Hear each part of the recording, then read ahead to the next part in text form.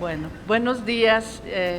Vamos a empezar así con una puntualidad impresionante, porque sabemos que aquí en el salón después no va a haber oportunidad de quedarse más tiempo y queremos pues que se aproveche todo el tiempo posible. Y bueno, me da muchísimo gusto iniciar esta cátedra de libertad de expresión dedicada en este año a Javier Valdés. Y pues esto es como la consumación de un deseo que ya se había venido fraguando desde hace muchos años. El Observatorio de Libertad de Expresión de la Universidad de Guadalajara empezó, digamos, a tratar de hacer estas cátedras con los nombres y en homenaje a algunos de los periodistas asesinados en México. Y en algún momento, bueno, fue justamente por el comentario que hizo en una mesa Ismael Bojorquez, que está aquí el día de hoy también, decía, bueno, pues las universidades no han hecho lo suficiente, no están haciendo lo suficiente para visibilizar las violencias que sufren los periodistas. ¿Por qué no hay una cátedra, Javier Valdés?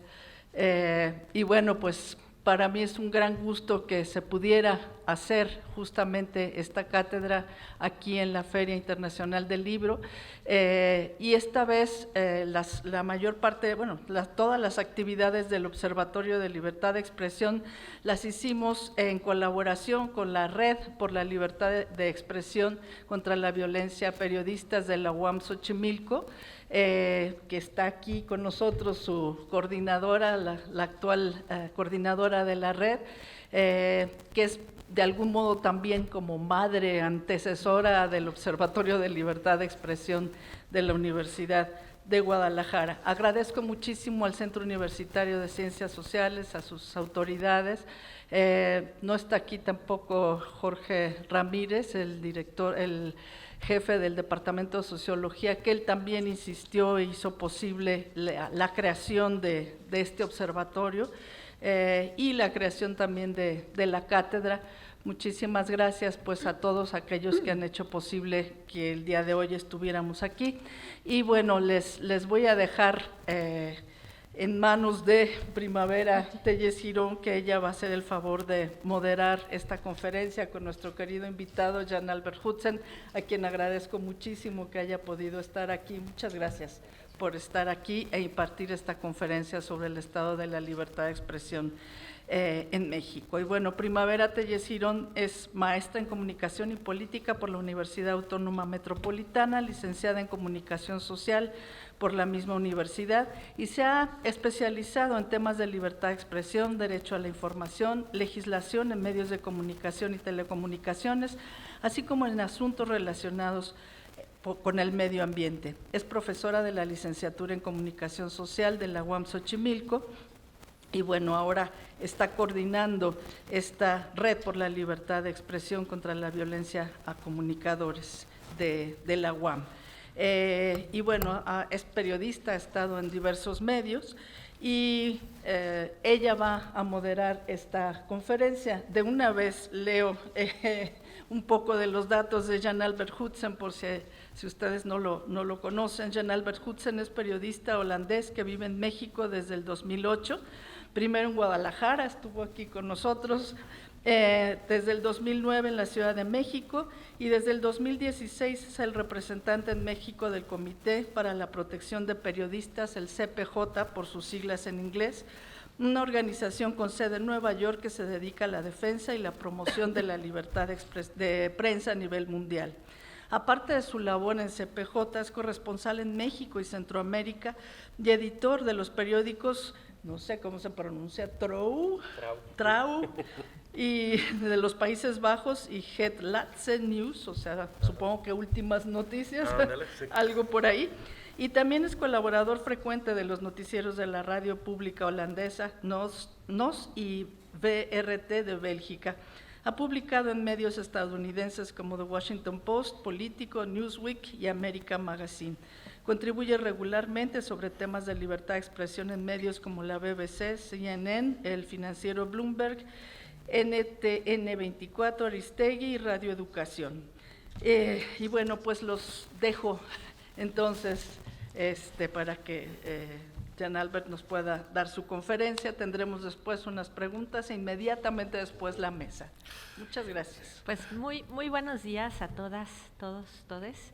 Les agradecemos mucho estar aquí en esta cátedra Javier Valdés. Sobre todo agradezco mucho que hayan aceptado la invitación a Griselda Triana, viuda de Javier Valdés, también a Andrés Villarreal, periodista y compañero de Javier Valdés, a Ismael Bojorquez, director de Río 12, que también está por acá, a Cayetano, que desde Mazatlán también viajó para esta cátedra y para acompañarnos y para compartirnos pues el trabajo de Javier Valdés, y que están presentes ahora pues en esta primera mesa de conferencia que tenemos con Jan Albert Hutzen. Como bien decía Celia, hemos desde el año pasado hemos estado planeando cómo hacer en conjunto un trabajo que pueda visibilizar la situación de violencia contra comunicadores y periodistas en México.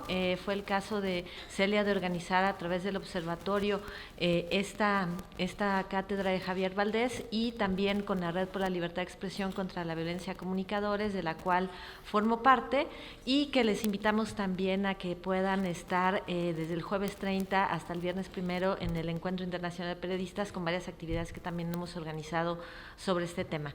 Y bueno, agradezco muchísimo a la doctora Celia del Palacios que hayamos hecho en conjunto este trabajo para visibilizar la situación, y sobre todo a la FIL por abrirnos sus puertas para estar aquí con ustedes compartiendo.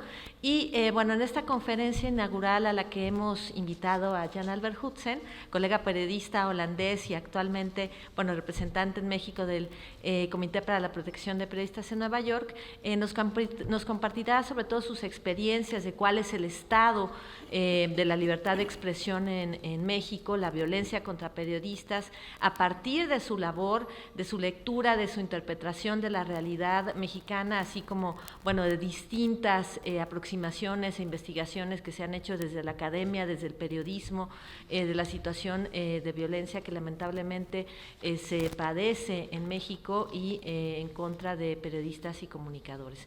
Lamentablemente en México, como ustedes saben, es un país que en América Latina es donde más periodistas y personas que se dedican a la comunicación han sido asesinados, además de las múltiples violencias que padecen al realizar su labor de informar. Pues la censura, la precarización laboral, las amenazas, los secuestros, hasta llegar pues lamentablemente al asesinato, como una señal de advertencia de lo que no está permitido decir, ¿no?, sobre los grupos del crimen organizado, pero sobre todo sobre los distintos niveles de gobierno. Entonces, bueno, además de la falta de reacción de las instituciones del Estado al respecto. Entonces, bueno, pues le doy la palabra a Jan Albert Hutzen para que nos pueda compartir en esta conferencia inaugural sus experiencias. Adelante, Jan, por favor. Muchas gracias, Primavera. Muchas gracias, Celia. Agradezco mucho al observatorio, a la FIL y también a toda la organización por el honor de poder estar aquí. Para mí es un muy alegre reencuentro con la ciudad donde yo empecé mi carrera en México en el 2008. Pasé medio año aquí como estudiante y después me fui a la Ciudad de México con un poquito de dolor en el corazón, porque la verdad sigo teniendo mucho cariño por Guadalajara. Y bueno, como ya mencionaron Celia y Primavera, yo soy periodista de Holanda, pero más que nada desde hace 7 años soy el representante en México del Comité para la Protección de Periodistas, que es una organización sin fines de lucro que tiene su base en la ciudad de Nueva York, en Estados Unidos, y que como organizaciones que a lo mejor ya conocen, Reporteros Sin Fronteras, artículo 19, se dedica a la defensa y la promoción de la libertad de prensa a nivel mundial. Y nosotros hemos tenido una representación permanente en México desde aproximadamente 20 años. Yo soy el 4º representante en México este siglo de mi organización, y eso tiene una razón muy clara, porque lamentablemente México sigue siendo y seguirá en el futuro cercano el país más peligroso para la prensa en el hemisferio occidental, y el país más peligroso para la prensa en tiempos de paz al nivel mundial. Y bueno, cuando me invitaron para dar esta cátedra, al principio yo pensaba, bueno, les voy a dar el análisis de la libertad de prensa, pero yo creo que la gran mayoría de ustedes ya conoce la mayoría de las cifras, ya conoce la mayor parte de lo que les voy a contar. Sí les voy a contar esto, pero me gustaría dirigir la mirada también un poquito más hacia el futuro y poner en la mesa algunas recomendaciones que desde el CPJ tenemos para mejorar la situación de las y los periodistas en México.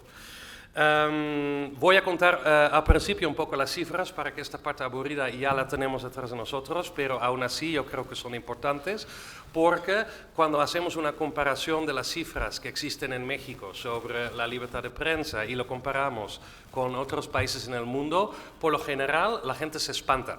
Y la gente se espanta porque las cifras en México en materia de violencia contra periodistas y defensores de derechos humanos, voy a hablar específicamente de periodistas, son comparables a países en situación de guerra o peores que países en situación de guerra.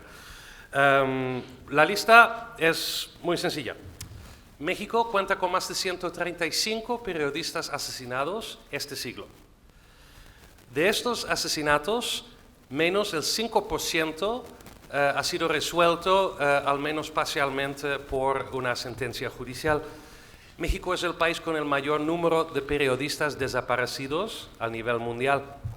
Y el número de desapariciones, un dato que yo siempre agrego a esto, es que los otros países en el top 5 de países con el mayor número de periodistas desaparecidos, que son Rusia, que son Egipto, que son Irak, que son Siria, son países donde los periodistas desaparecieron en un cierto momento determinado. En Rusia, por ejemplo, en los años 90, después de la caída del muro de Berlín y la caída de la Unión Soviética, mientras en Irak y en Siria la gran mayoría de los periodistas que desaparecieron durante 2014-2015, es decir, en plena guerra civil. Mientras en Egipto la mayoría que desapareció en el 2011 durante la primavera árabe.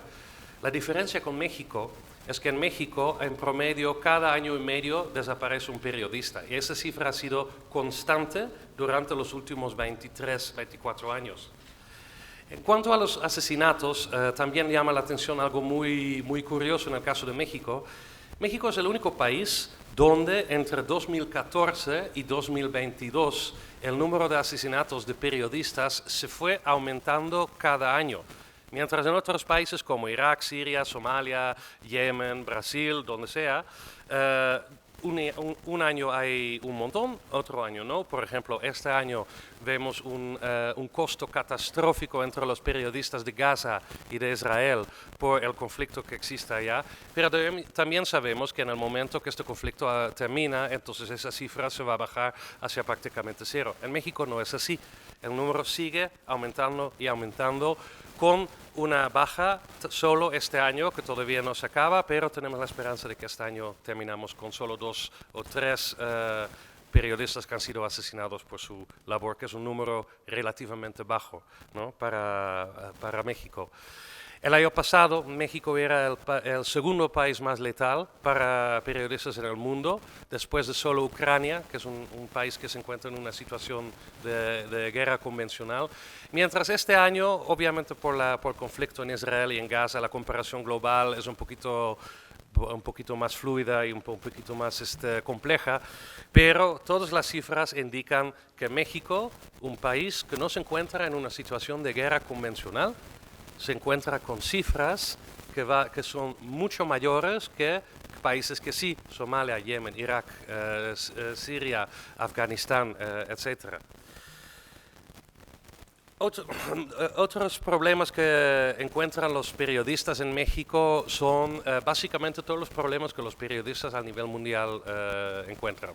Espionaje, vigilancia, intimidaciones, robo de equipo, cierres informativas, retórica estigmatizante, etcétera, etcétera, etcétera. Todos esos problemas los encontramos en México también. Lo único la única cifra en la que México se distingue de otros países en el mundo es el número de periodistas encarcelados. México prácticamente no tiene, porque no es necesario encarcelar periodistas en México con tanta intimidación y violencia. Hablemos un poco del perfil de las y los periodistas que se encuentran en mayor situación de riesgo. Por lo general yo los divido en dos grupos. El primer grupo son las y los periodistas de investigación que se encuentran investigando corrupción, abuso de poder, violaciones de derechos humanos, relaciones entre, por ejemplo, políticos y la delincuencia organizada. Ellos son periodistas que directamente afectan los intereses de poderes fácticos y son poderes fácticos que tienen la disposición de usar violencia extrema para proteger sus intereses y también ven que México es un país donde los niveles de impunidad están por arriba del 95%, entonces hay una posibilidad muy grande de que si ellos ordenan el asesinato de un periodista, no van a terminar en la cárcel. El segundo grupo es la gran mayoría de las víctimas y esos son los periodistas a nivel calle, los periodistas de la fuente de la nota roja, de la fuente de la política, de la fuente del entretenimiento, pero que están al nivel calle. ¿Y por qué estos periodistas en particular se encuentran bajo mucho riesgo? Bueno, en el caso, por ejemplo, de los reporteros de la Nota Roja, por muy grande que sea la ciudad, por ejemplo, Tijuana, Ciudad Juárez o Monterrey o incluso Guadalajara y cualquier alcaldía de la Ciudad de México, cuando ocurre un evento, por ejemplo, un accidente de tránsito, un asesinato, se encuentra un cuerpo en la calle, por lo general es un pequeño grupo de periodistas que siempre aparece y que siempre hace la cobertura de ese evento. Y estos periodistas viven en las mismas comunidades donde la delincuencia organizada reside, muchas veces las pandillas. ¿Y por qué es un riesgo? Bueno, tenemos un caso del año pasado de Margarito Martínez de Tijuana, un fotógrafo que fue asesinado en febrero del año pasado. Y Margarito Martínez vivía en una colonia muy marginada en Tijuana, una colonia muy pobre, donde él era básicamente el único periodista. Y todo el mundo sabía que él era el único periodista porque le dio mucho orgullo su trabajo, entonces andaba siempre con el chaleco que traía el logotipo de la revista Z Tijuana y de prensa. Y en algún momento un grupo de la delincuencia organizada cuyo líder, cuyo cabeza vivía literal a una cuadra de donde vivía Margarito Martínez, se dio cuenta que había unas páginas en Facebook donde estaban exponiendo a miembros de su pandilla, probablemente la página fue armada por otro grupo de la delincuencia organizada, pero se enojó.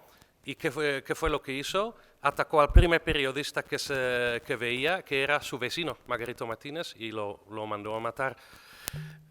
Muchos periodistas que viven en las ciudades de tamaño mediano en México son periodistas que constantemente están expuestos, son muy fácilmente identificables, son muy fácilmente rastreables y sus coberturas de eventos de la Nota Roja, por la naturaleza de la velocidad con la que ellos tienen que trabajar, la rapidez, se levantan en la mañana, salen, van de evento a evento a evento, casi no tienen tiempo ni realmente energía para pensar en qué consecuencias podría tener ese trabajo. Genera una situación en la que ellos simplemente no saben si su cobertura puede enojar a alguien o no, porque tienen que estar trabajando 12, 15 horas al día. Entonces, toda esta combinación de factores es lo que le pone muchísimo riesgo a los periodistas en México, y eso sin tocar el tema, no me da el tiempo hoy, pero tocar el tema laboral, la precariedad que muchos periodistas en México lamentablemente tienen, la falta de seguridad social y también, lamento mucho decirlo, la falta de reconocimiento por los propios dueños de los medios masivos de comunicación de no solo la importancia de la labor que ellos hacen, sino también de la precariedad laboral de la que ellos mismos son en su mayoría responsables. Este sexenio, durante los 5 años del presidente López Obrador, lamentablemente no hemos visto cambios sustanciales en la situación.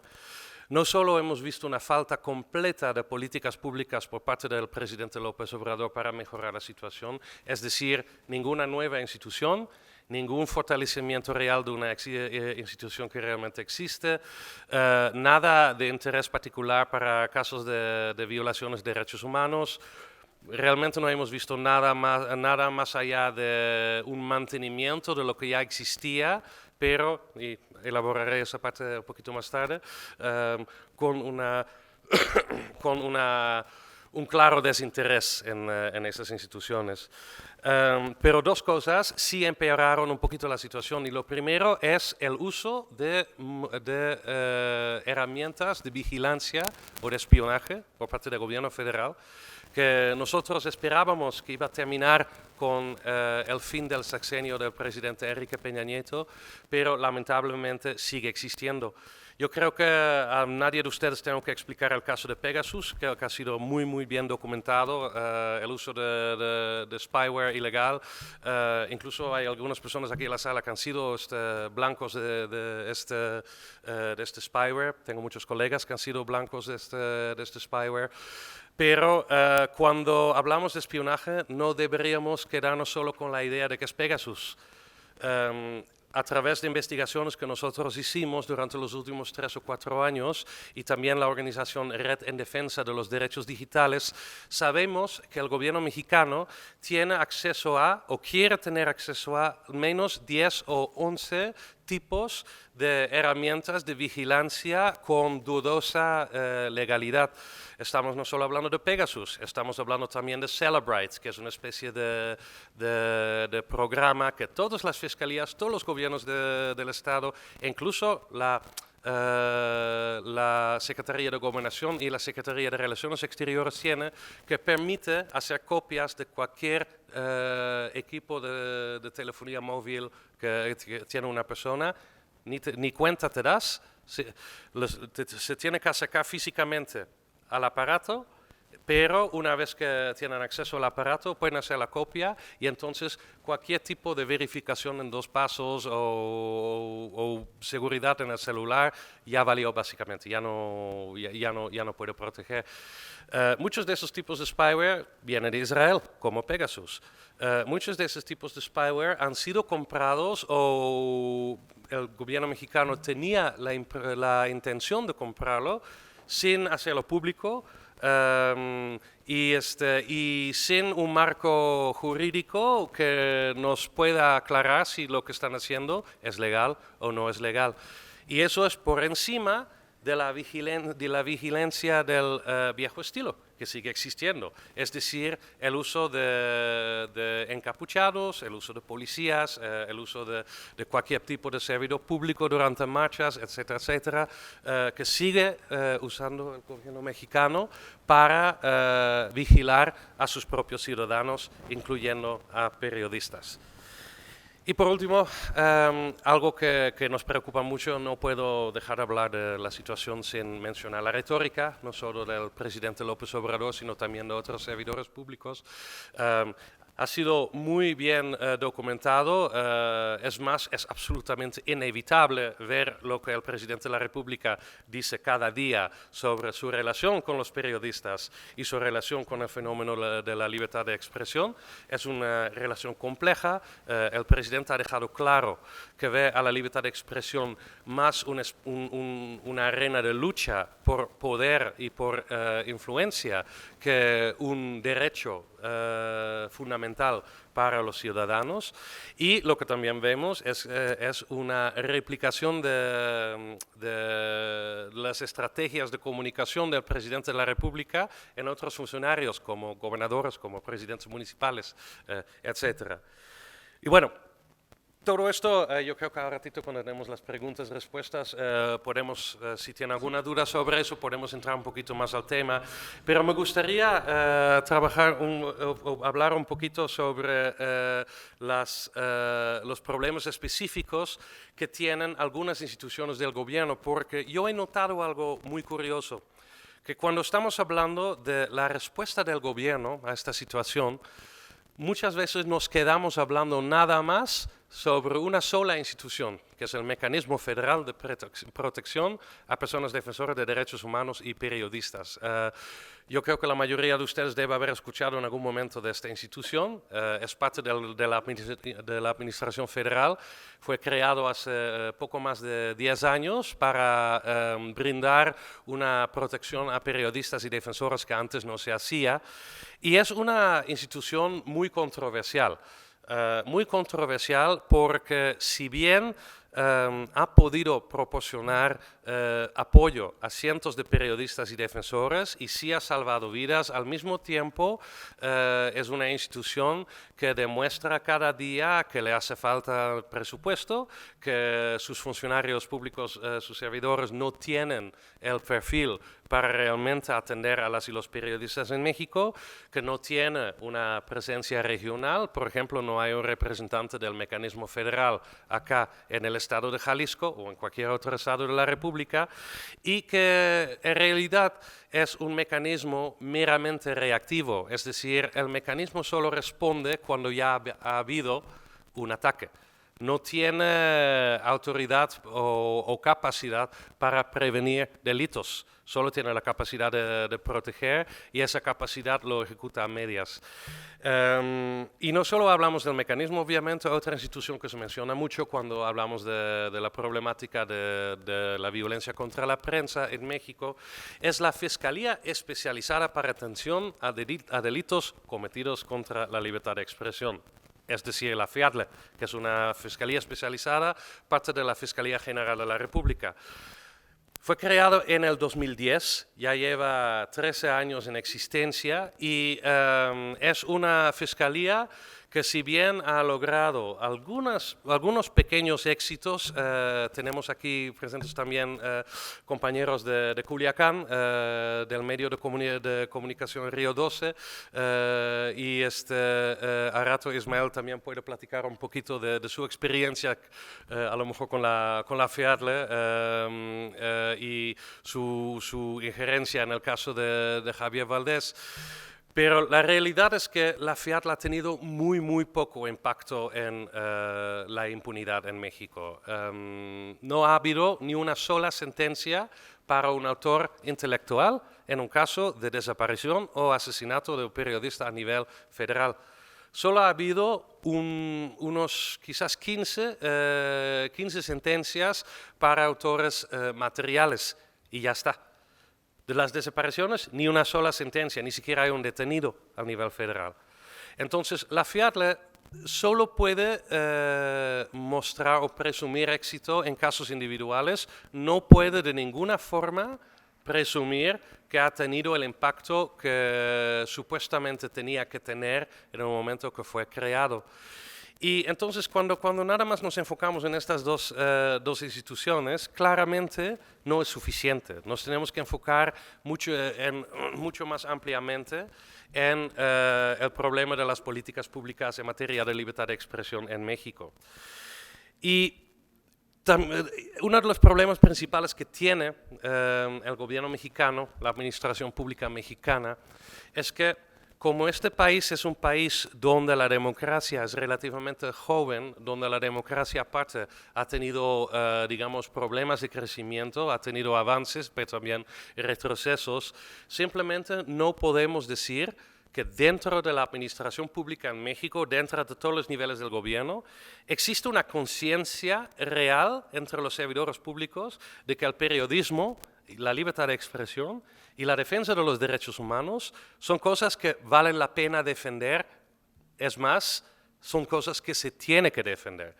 Dentro de la administración pública en México, de cualquier institución, la filosofía es cómo podemos hacer que esto ya no es un problema para nosotros, en vez de pensar cómo podemos hacer que esto ya no es un problema para los mexicanos. Y yo creo que esta parte es muy importante, porque la gran mayoría de los servidores públicos que forman parte de todas las estructuras que se enfocan en la libertad de expresión en México, la CNDH, las comisiones estatales, las fiscalías, los mecanismos, las unidades, son instituciones donde reclutan a su personal desde el servicio profesional de carrera de sus respectivos niveles de gobierno. Y ahí se educa burócratas, no se educa defensores de derechos humanos, no se educa personas que tienen una visión amplia, holística, se recluta personas que tienen una visión muy cuadrada desde el punto de vista gubernamental.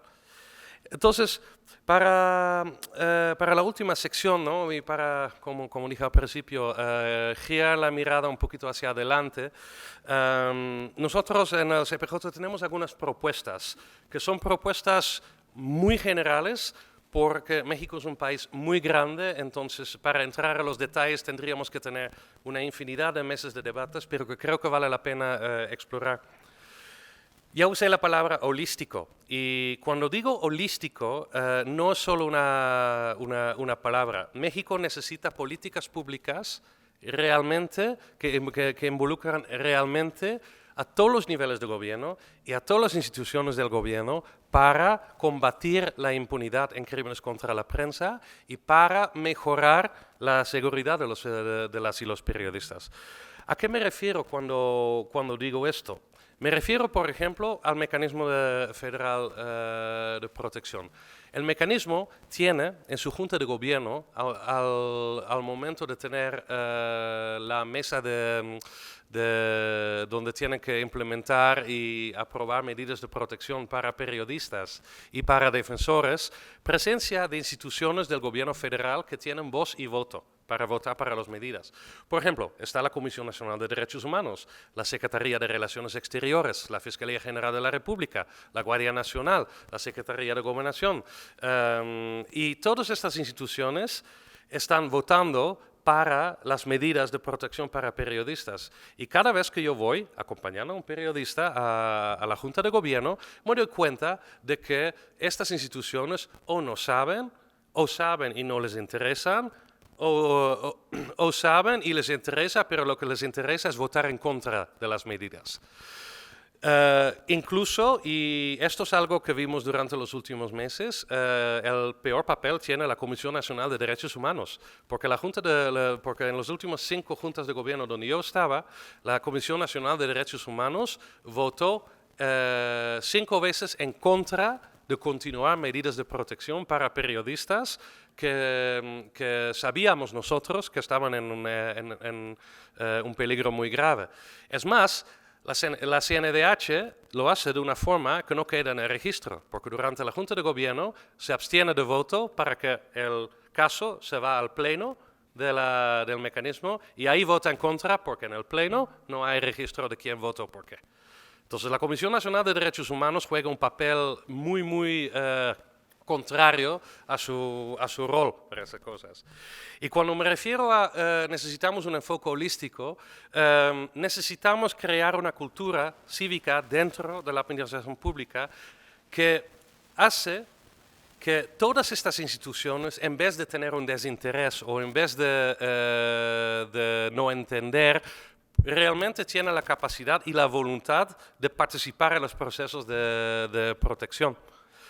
Cuando el mecanismo quiere implementar medidas, muy a menudo se ve limitado por su falta de presencia regional. Entonces, una solución para esto sería crear un mecanismo nacional incorporando a las unidades de protección que existen a nivel estatal, incorporando a las fiscalías especializadas que existen en algunos estados y en donde no los hay, se los debería crear, y así crear como una especie de red nacional de protección para periodistas y derechos humanos que va mucho más allá de un grupo de 40 servidores públicos en la Ciudad de México tratando de coordinar medidas en un lugar que está a 1000 kilómetros, como es por ejemplo Tijuana. Y yo creo que se tiene que se tiene que empezar a debatir esta parte dentro del gobierno federal en México, y todavía más importante es que se tiene que entrar en un diálogo real con sociedad civil y con los propios ciudadanos y periodistas para llegar a recomendaciones reales como cambiar esta cultura dentro de las instituciones. Algo que también es muy importante en las fiscalías en México, las fiscalías no están de ninguna forma preparados para investigar crímenes contra periodistas. Los crímenes contra periodistas no son más importantes, pero sí responden a ciertas características muy distintas a a otros tipos de crímenes. Lo mismo con crímenes contra mujeres, violencia de género, crímenes contra la comunidad LGBT, etc. Entonces, las fiscalías en México también necesitan ser reformados, pero más que nada, las policías en México tienen que ser reformados. Yo quisiera hacer el llamado al gobierno mexicano de empezar a trabajar en una segunda reforma judicial, porque la reforma judicial del 2017 que creó el nuevo sistema de justicia oral fue una reforma parcial, porque reformó las cortes, lo que no reformó fue las policías. Entonces ahorita estamos enfrentando una situación en la que los jueces en México requieren una cierta calidad de evidencia que las fiscalías y los policías simplemente no pueden proporcionar porque siguen trabajando como si estuviéramos en 1980 en México. Solo dependiendo completamente de testimonios, sin usar evidencia forense, usando la tortura para conseguir confesiones, etc. Y todas estas reformas en conjunto tienen que estar hechos siempre con un enfoque de derechos humanos y con un cambio en la cultura dentro de los gobiernos donde se empieza a incorporar elementos de derechos humanos y la libertad de expresión en el servicio profesional de carrera y en la forma de tomar decisiones. Sé que eso suena muy abstracto, todo esto. Eso es lenguaje muy de la administración pública y de la ciencia política. Por tanto, cualquier cambio que se tiene que hacer en este sentido no tiene que venir desde arriba, tiene que venir desde abajo. El gobierno mexicano organiza muchas mesas de diálogo, muchos puntos de encuentro con la ciudadanía, pero nunca realmente lo hace con la intención de escuchar, lo hace con la intención de cumplir con lo que se exige en este momento para después regresar y seguir con las prácticas que siempre había hecho. Lo que necesitamos es un diálogo nacional, un diálogo equitativo donde los ciudadanos, los periodistas en este caso y la sociedad civil y el gobierno están al mismo nivel y están buscando soluciones que se vayan incorporando. Y por tanto es muy importante que en la próxima temporada electoral pongamos muchísima atención a la forma de hacer campaña y la forma de dialogar de los candidatos con la ciudadanía, porque así podemos ver si vamos a tener un poco de apertura para empezar procesos que realmente pueden mejorar la situación para periodistas en México o no. Entonces yo lo quería dejar así para ver si podemos ir a la ronda de preguntas. Sí, está bien. Muchas gracias.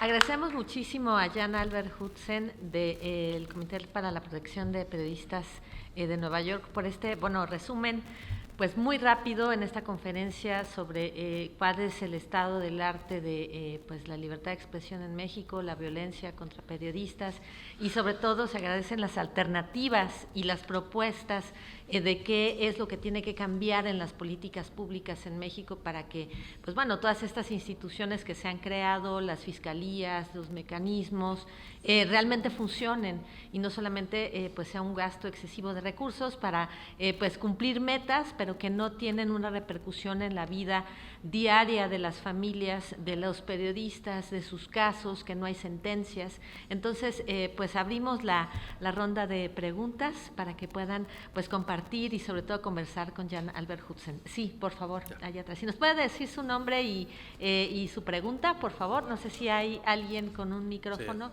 que nos pueda apoyar.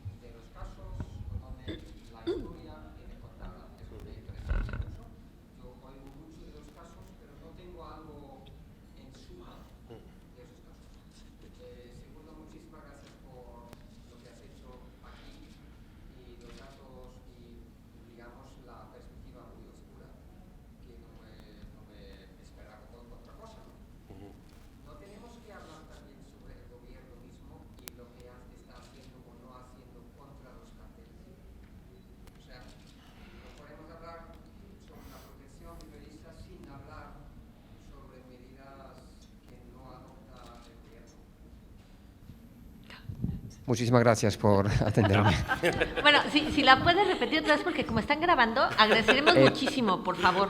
¿Perdón? Si puedes repetir, porque están grabando, si puedes repetir la pregunta en el repetir, micrófono. la segunda era, o sea, mi impresión claramente es que no solo se tiene que mirar a periodistas y estos lamentables atentados y asesinatos, sino también al gobierno mismo, qué está haciendo o no haciendo contra los carteles. Obviamente eso, el escándalo está ahí, y las películas que vemos muchos de nosotros como entretenimiento que tienen que ver con narcos y otras cosas, sea en México, en Colombia, en otros países, cuentan la misma cosa siempre, ¿no?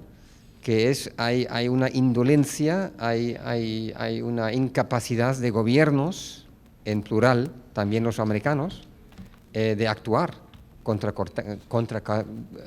los carteles, el crimen organizado.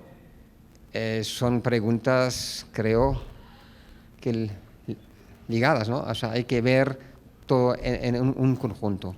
Gracias. Y bueno, la otra pregunta estaba relacionada con si hay literatura o libros sí, que hablen sobre los perdón, casos. la primera era una publicación que me podáis recomendar para saber, o sea, en un breve resumen, los casos, las medidas o no, las actividades de la sociedad civil. Tú hablabas de la sociedad civil que tiene que actuar, porque otras instituciones no hay, obviamente, ¿no? El gobierno no hace nada, las capas de la jurisprudencia, las capas de la policía e instituciones no hacen nada. Entonces, me gustaría mucho saber algo más, tener como un base de datos, ¿no? Claro, muchas gracias por las preguntas. Había otra, si quieres juntamos las preguntas. Sí, aquí los voy apuntando para que no se me olvide. Sí. Hola, soy Sonia Valenzuela, estudiante de la Universidad Autónoma de Zacatecas. Mi línea de investigación es el periodismo. Obviamente estoy aquí porque quiero generar propuestas. Me encantan las propuestas que se generan desde la Comisión de Protección a Periodistas, pero observo muchos retos y no tengo respuestas, ¿verdad? Pero sin embargo veo muchos retos en las propuestas que ustedes dan. Cómo la Comisión de Derechos Humanos se está transformando en más que un aliado, pues ahí en el caso particular de Zacatecas nosotros lo hemos visto, el gobernador dijo que los periodistas éramos voceros del crimen organizado, y cuando quisimos interponer una denuncia ante la comisión, lo que nos dijeron es que les iban a dar nuestros nombres al gobernador. Entonces, pues obviamente ninguno de los periodistas quisimos poner una denuncia. Otra cosa, con respecto a los mecanismos a nivel nacional, a nivel local hay estados como Zacatecas que no tienen una comisión, y cuando hemos querido impulsar nos han llamado a hacer pues hagan congresos, hagan reuniones para poder hacer una propia ley. Sin embargo, es una situación que se ha parado y que el Congreso no ha tenido, y que además a nivel nacional la experiencia deja que no sirven de nada, ¿no? Entonces yo ahí veo que quizás lo institucional ni siquiera sea a lo mejor la línea para hacer propuestas, ¿no? Y otra cosa, desde la organización de los propios periodistas, la doctora Celia lo tiene bien estudiado, hay distintos tipos de periodistas. Hay periodistas que se ven beneficiados por el sistema, hay periodistas que están en la lejanía, en las localidades, que ni siquiera tienen acceso a este tipo de información. ¿Cómo poder generar esa unión que proponen ustedes para poder hacer un diálogo nacional? ¿Quiénes van a ser los periodistas que van a estar dialogando? ¿Aquellos que están beneficiados por el poder? Gracias. Muchas gracias. Acá hay otra pregunta, acá adelante y acá, de este lado. Yo creo que ya. Hola, ¿qué tal? Buenos días todavía. Carlos Hernández, secretario del Observatorio. Yo tenía nada más un par de preguntas. La primera, bueno, en la línea de la impunidad, ¿no?, que está impresionante, arriba del 95%. Yo quería saber si desde la comisión tienen algún tipo de investigación. Digo, la impunidad es algo generalizado, ¿no? O sea, en todos los tipos de crímenes está más o menos en los mismos niveles, pero con relación a los casos del periodismo, si tienen identificado cómo funciona, o sea, cuáles son los mecanismos que generan esta impunidad. Y por otro lado, una cuestión sobre las experiencias que en otros países han hecho para poder romper esta impunidad tiene que ver sobre todo con acuerdos en las élites, ¿no? O sea, solamente las élites políticas, cuando de alguna manera se ponen de acuerdo para combatir, es cuando efectivamente empiezan a hacerse mecanismos de combate. En este caso, mi pregunta va en el sentido de si ustedes han detectado o si hay estudios al respecto de si en México esta aparente, no sé qué tanto, pero aparente fractura de las élites políticas está por el contrario generando más violencia en contra de los periodistas. Muchas gracias. Gracias. Yo creo que con esas preguntas, sí, adelante. Buen día, Ignacio Pérez de Canal 44 y Crónica Jalisco. Preguntarle dos cosas. Una, ¿qué diálogo tienen el comité con el gobierno federal? ¿Los escuchan, los toman en cuenta? ¿Ustedes los han buscado, les cierran la puerta? ¿O también son tildados con esta retórica de que son organismos internacionales del neoliberalismo? Y la segunda es, si ustedes como comité han hecho visitas a estados, aquí en Jalisco hay un comité que no funciona, tiene años acéfalo, nunca funcionó, pero pues ni siquiera está integrado. Si ustedes hablan con los gobernadores para pedirles que pongan en marcha esos mecanismos, que como dice la compañera de Zacatecas, no sirven para nada, pero digo, por lo menos que hubiera algo formal. Muchas gracias. Sí, me gustaría empezar con sus preguntas porque son las preguntas más prácticas, creo que se ha hecho. ¿Qué diálogo tenemos nosotros con el gobierno federal? Pues tenemos un diálogo permanente porque sí o sí tenemos que trabajar con periodistas que se quieren incorporar al mecanismo federal, por ejemplo, o que tenemos que acompañar a la Fiscalía Especializada. Entonces, no pasa literal ni una semana que nosotros, juntos con otras organizaciones, de alguna forma estamos acompañando a un periodista y platicando con, por ejemplo, la nueva titular del mecanismo federal, con el titular de la FIATLE y en ocasiones también con subsecretario de Derechos Humanos, con miembros del Congreso. Esos diálogos no lo hacemos nada más por estar a la mesa, o sea, solo lo hacemos cuando realmente tenemos algo que decirles y cuando pensamos que realmente podemos lograr algo. Podría ser la incorporación de un periodista para que reciba ciertas medidas, o puede ser, por ejemplo, una aportación a una posible propuesta de reforma del mecanismo. Yo en lo personal he tenido dos interacciones también con el presidente López Obrador, pero eso fue hace como 3-4 años cuando todavía era posible. Hoy por hoy el presidente ya no se presta para un diálogo real con sociedad civil. Y lo que también vamos a hacer, o lo tenemos al menos intencionado, es acercarnos a las campañas de los candidatos presidenciales y algunos de candidatos claves para las elecciones de gobernadores el año que sigue, porque nosotros consideramos que la época de transición es el mejor momento para tratar de convencer a los nuevos servidores públicos de que deban hacer cambios. Y si hablamos con gobernadores, sí, lo hacemos en ocasiones. Por lo general lo hacemos en dos escenarios. Uno, cuando hay un caso tan llamativo que es necesario buscar al gobernador para exigir que se haga algo. Un ejemplo fue en Sinaloa, después de varios casos en el 2017 y 2018, que buscamos el diálogo con el gobernador, el entonces gobernador. Lo hemos buscado con Claudia Sheinbaum en la Ciudad de México. No hemos tenido un caso aquí en Jalisco, pero sí en Zacatecas hemos tenido 2 o 3 casos. El éxito ha sido muy mínimo, porque por lo general nos estamos dando cuenta que tú mencionaste que el gobernador de Zacatecas está aplicando también la misma retórica del presidente de la República.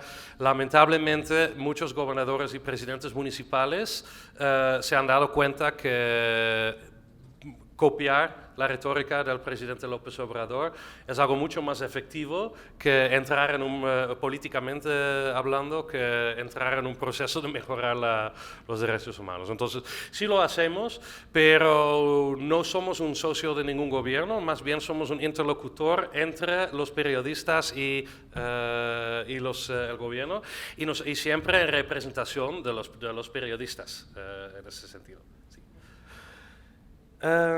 Y bueno, en cuanto a documentación, como la primera pregunta sobre los casos, en el sitio web del CPJ tenemos una página permanente sobre México, donde cada vez que existe un caso publicamos una alerta, publicamos una pequeña investigación, es cpj.org, les invito a que visiten el sitio. También tenemos una página en español.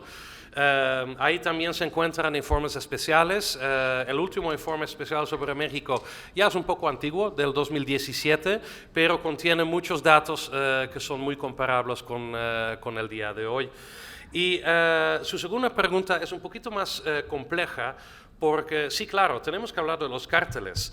Pero, por ejemplo, cuando hablamos de los cárteles, y no quiero entrar en una discusión demasiado sobre eso, porque entonces vamos a estar aquí 5 horas más, pero en general, la política de seguridad pública en México es una política que ha sido muy insuficiente, que se enfoca en usar la fuerza bruta en el momento que existen excesos de violencia, pero no busca combatir las raíces de la violencia.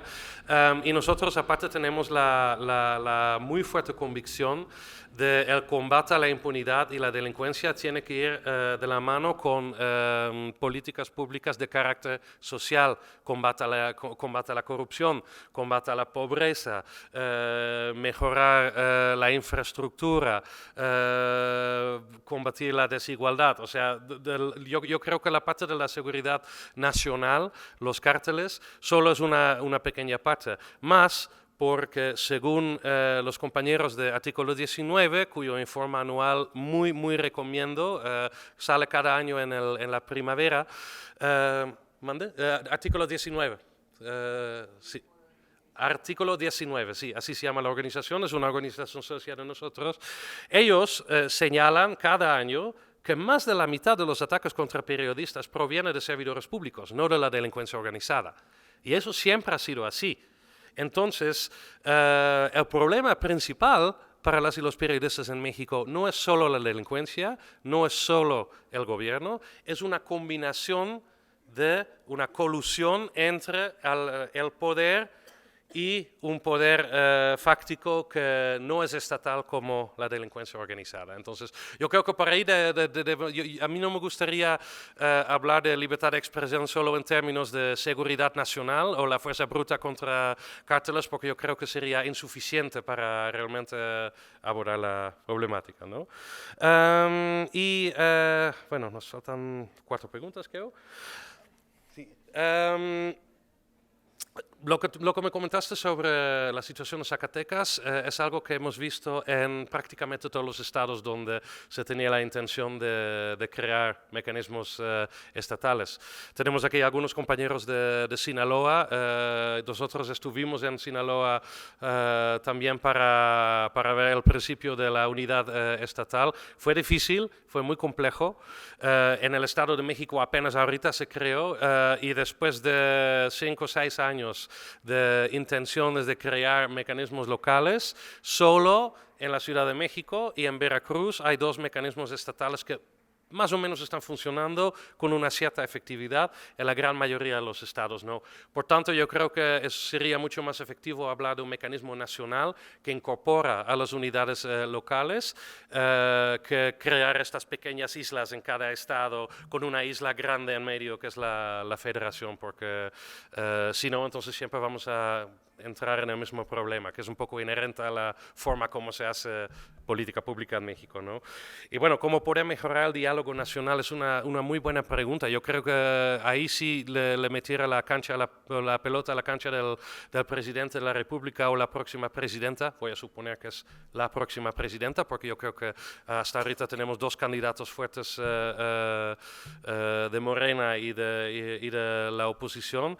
Ahí yo tengo la esperanza y la expectativa de que desde el Palacio Nacional se tome la iniciativa para crear un diálogo nacional, porque nosotros como sociedad civil podemos organizar las mesas de diálogo que queramos. Si desde el Palacio Nacional no se quiere, entonces no vamos a tener un diálogo nacional. Así es muy sencillo. Entonces, eso es una de las cosas que queremos decir también a las candidatas durante la campaña, de que por favor vayan construyendo, ¿no?, ese diálogo nacional. Tu pregunta sobre si nosotros tenemos publicaciones, cómo funcionan las estructuras que llevan, ¿no?, a esa situación de impunidad. Igual te recomiendo que visites la página de México que tenemos en la página cpj.org, porque por lo general en cada caso tenemos una descripción de los hechos y la respuesta del gobierno y algunos artículos a fondo más largo, que tiene también su traducción al español.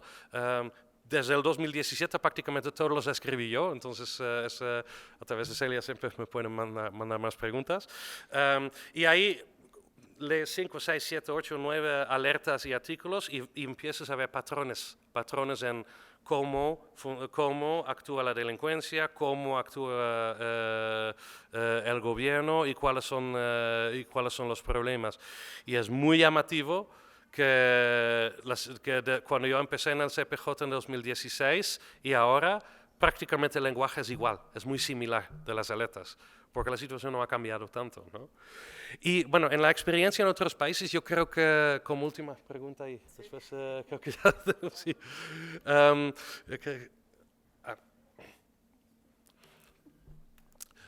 Lo podemos hacer después. Yo creo que la situación en México más se compara con Honduras, Brasil, bueno, Centroamérica en general, porque son países que tienen un poco las mismas estructuras de impunidad y de narcopolítica que existen en México. Igual, les recomiendo que busquen las páginas de países como Honduras, Guatemala, Nicaragua y Brasil en la página del CPJ. Hay un botón ahí que se llama Países o Countries y ahí pueden buscar todas las alertas. Es muy interesante leer todas las alertas y comparar esas situaciones en cada país. Y como que no hay tantas diferencias entre México y esos países tampoco, solo en escala, ¿no? Entonces, sí.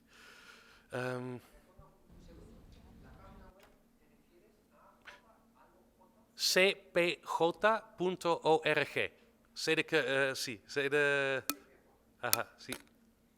También hay varios libros hechos por periodistas que pueden consultar. El libro de Temoris Greco, El peligro de ser periodista en México, de Temoris Greco. Hay también que se publicó, si no mal recuerdo, hace 3 años, y también tiene un documental donde varios de los casos fueron pues entrevistas con las familias, de cómo han estado los casos, ¿no?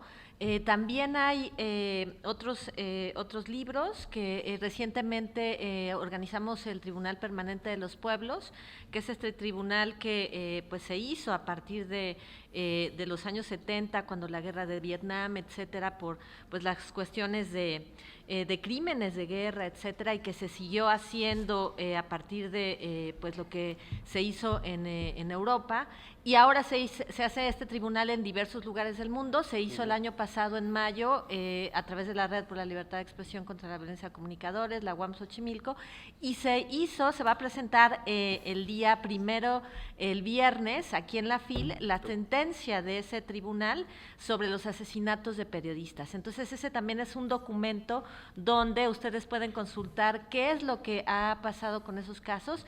Se hizo un tribunal público, no vinculante, pero con abogados especializados especialistas, etcétera, para juzgar al Estado mexicano por su omisión ante estos casos. Entonces les invitamos a que el día 1 estén en el Encuentro Internacional de Periodismo que hemos organizado también con el Observatorio y la red aquí en la FIL, y se va a presentar ese libro.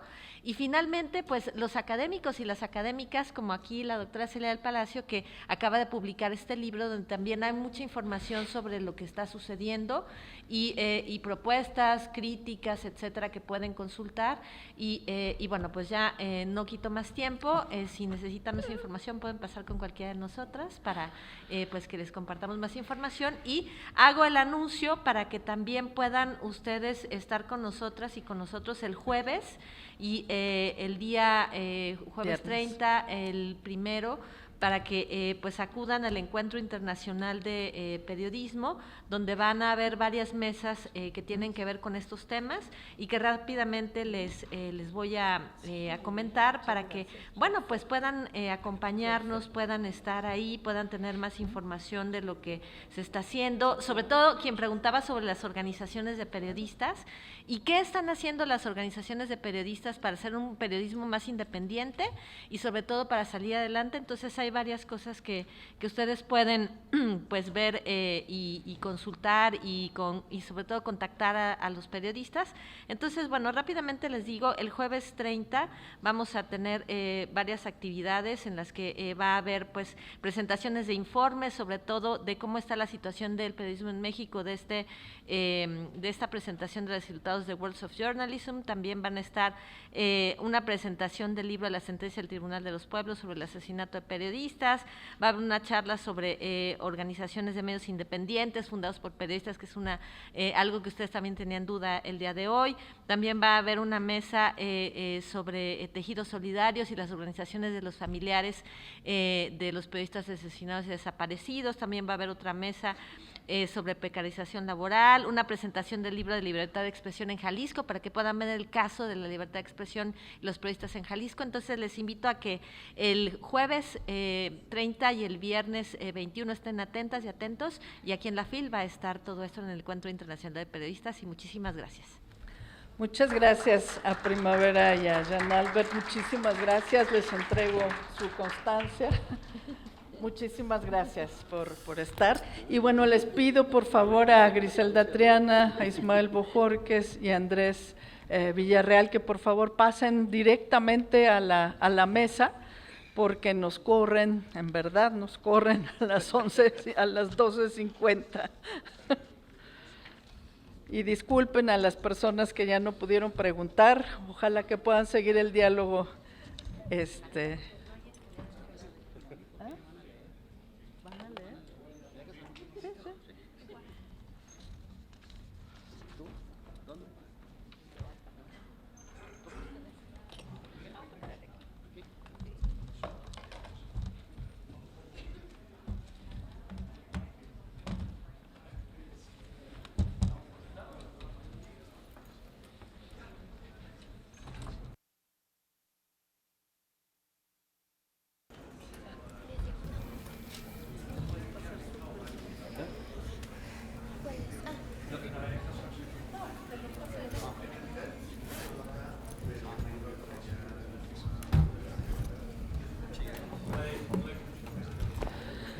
Bueno, pues una disculpa por apurarlos tanto.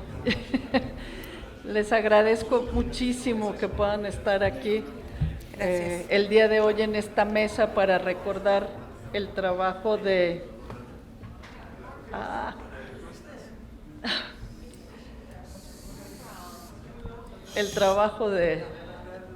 Javier Valdés.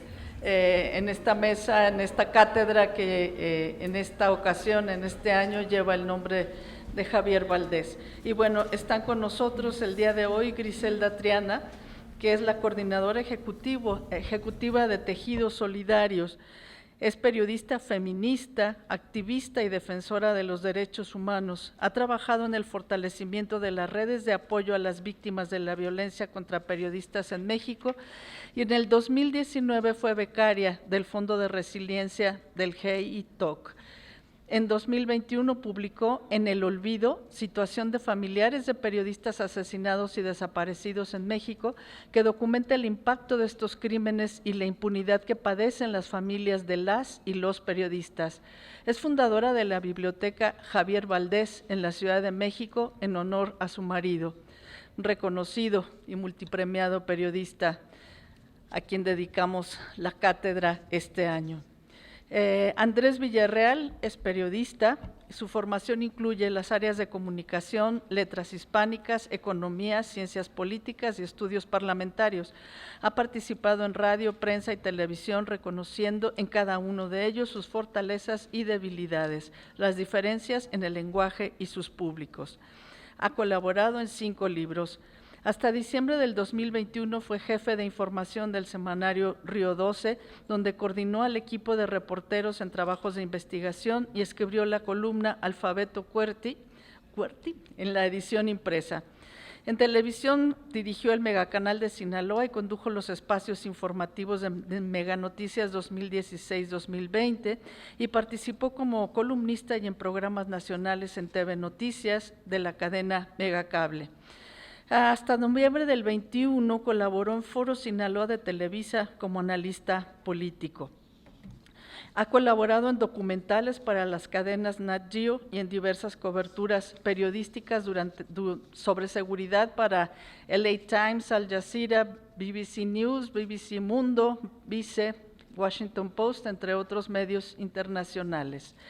Y pues Ismael Bojorquez, que es el director del semanario Río 12 de Culiacán. Él estudió comunicación social en la Universidad Autónoma de Sinaloa, inició como reportero en televisión en 1990 en Mazatlán. En el 92 ingresó al diario Noroeste, donde formó parte del equipo de investigaciones y ocupó la jefatura de información. Durante esos años fue también corresponsal de la revista Proceso. En 2002, junto con un grupo de compañeros, fundó el periódico semanal Río 12, que en 2011 recibió el premio María Moores Cabot, que otorga la Universidad de Columbia a la excelencia periodística. En 2022, Ismael Bojorquez fue reconocido con el premio Alard a la integridad internacional. Y bueno, ha recibido otros muchos reconocimientos y nos da muchísimo gusto tenerlo aquí junto con Griselda y con Andrés en esta mesa. Y bueno, es una mesa para hablar del trabajo de Javier Valdés, y sobre todo pues también qué pasó con el caso, qué está pasando, que hubo como en muchos otros también sigue parcialmente en la impunidad, no se ha hecho justicia lo que se esperaba, y bueno, además en el contexto de Culiacán, ¿qué significa ser periodista en Culiacán? ¿Qué significó ser periodista en Río 12 cuando Javier estaba ahí? ¿Ha cambiado algo ahora? Pues que nos puedan ir contando sus experiencias y sus vivencias sobre el trabajo de este gran periodista. Y bueno, no sé si gustas empezar, Griselda, más o menos son 10 minutos, un poquito más. Sí. Muchas gracias Celia, gracias a la cátedra por la invitación, por dedicar este espacio para hablar de Javier, que Javier venía a la FIL cada año prácticamente a presentar sus libros, entonces regresar a estos espacios, bueno, obviamente que me llena de nostalgia, pero también ahora me da mucho gusto el poder ser partícipe del reconocimiento que dejó Javier, ¿no? Entonces, creo que, y me gustaría empezar porque, bueno, no tenemos mucho tiempo, yo sí me quiero enfocar precisamente en el tema de la impunidad, ¿no? A 6 años y medio del asesinato de Javier, su crimen sigue impune. Es cierto que hay 2 personas sentenciadas que están purgando ya sus respectivas condenas como autores materiales del asesinato de Javier, pero aquí lo más doloroso y lo más lamentable es que el autor intelectual, es decir, Dámaso López Serrano, alias el Minilic, está libre desde hace más de un año. Se encuentra libre, fue dejado en libertad. Él se encuentra en Estados Unidos y ahora con un cinismo y una desvergüenza total se dedica a dar entrevistas comentando que bueno, él no fue quien ordenó el asesinato de Javier, sino que fueron los hijos de Joaquín Guzmán Loera, el Chapo Guzmán, quienes ordenaron su asesinato. Y yo me pregunto, bueno, ¿por qué no viene ese cabrón aquí a México a dar la cara y a dar declaraciones como las que está haciendo en Estados Unidos? ¿Por qué se escuda en las faldas del gobierno estadounidense para presumir y decir que fueron los hijos del Chapo Guzmán quienes realmente ordenaron el crimen de Javier? Creo que me parece un acto cobarde y completamente desvergonzado que desde allá esté dando declaraciones, haciendo declaraciones y entrevistas, ¿no? Entonces, que venga y afronte a la justicia mexicana, pero bueno, también eso también es muy frustrante porque sabemos que el gobierno mexicano está completamente doblegado y no va a meter las manos al fuego por el caso del asesinato de Javier. Yo digo, el gobierno estadounidense es un gobierno hipócrita porque en algunas ocasiones ha señalado y cuestionado al gobierno mexicano por los asesinatos de periodistas, pero el gobierno estadounidense tiene al asesino de un periodista.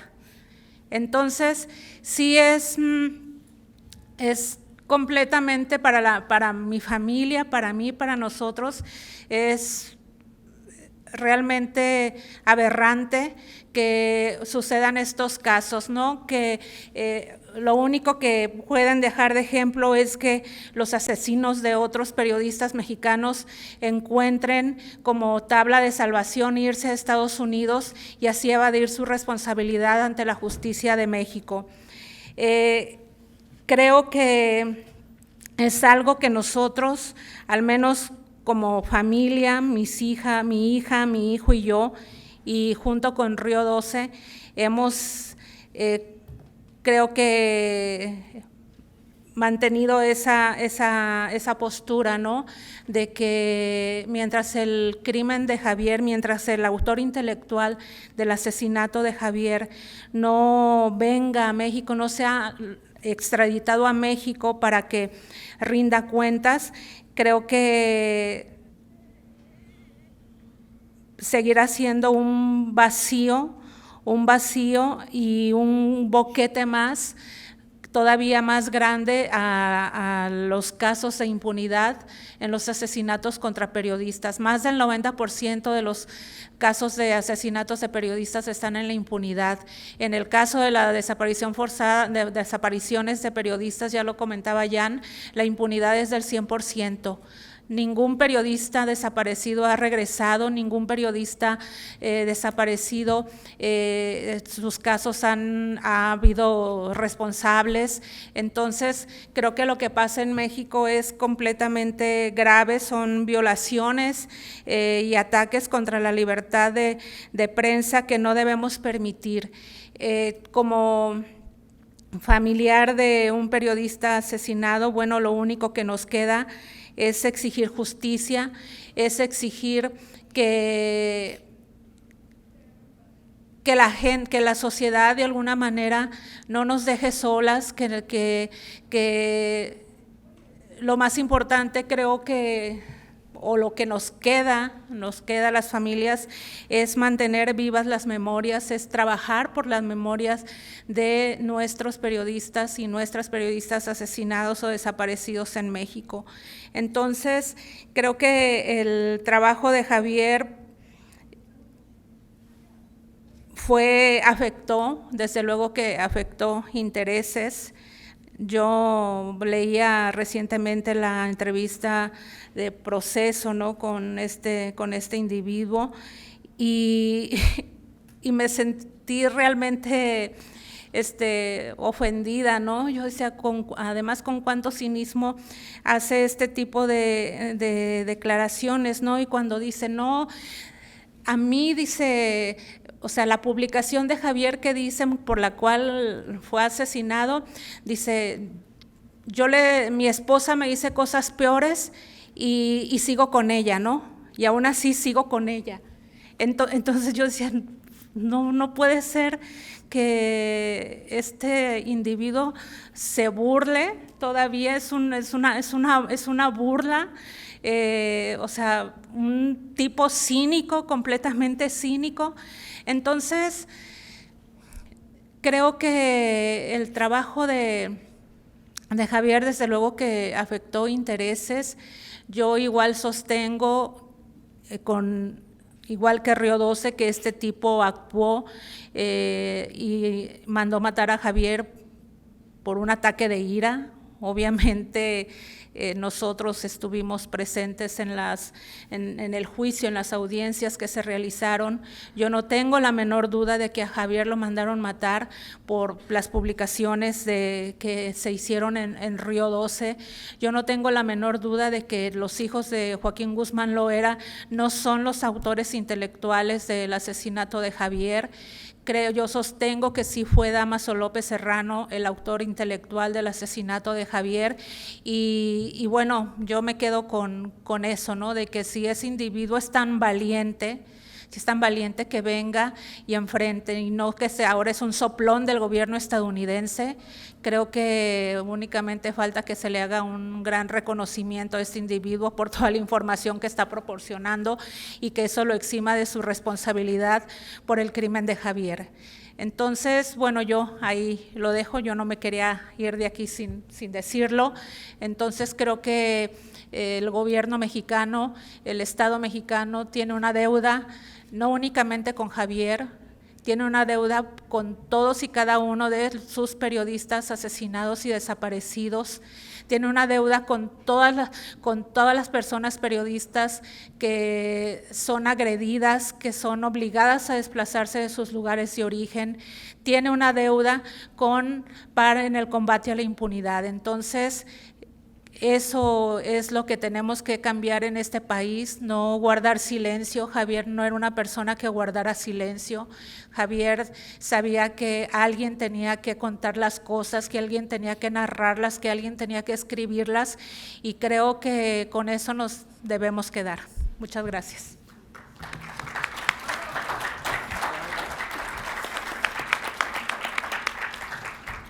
Andrés, ¿gustas continuar? Gracias, Celia.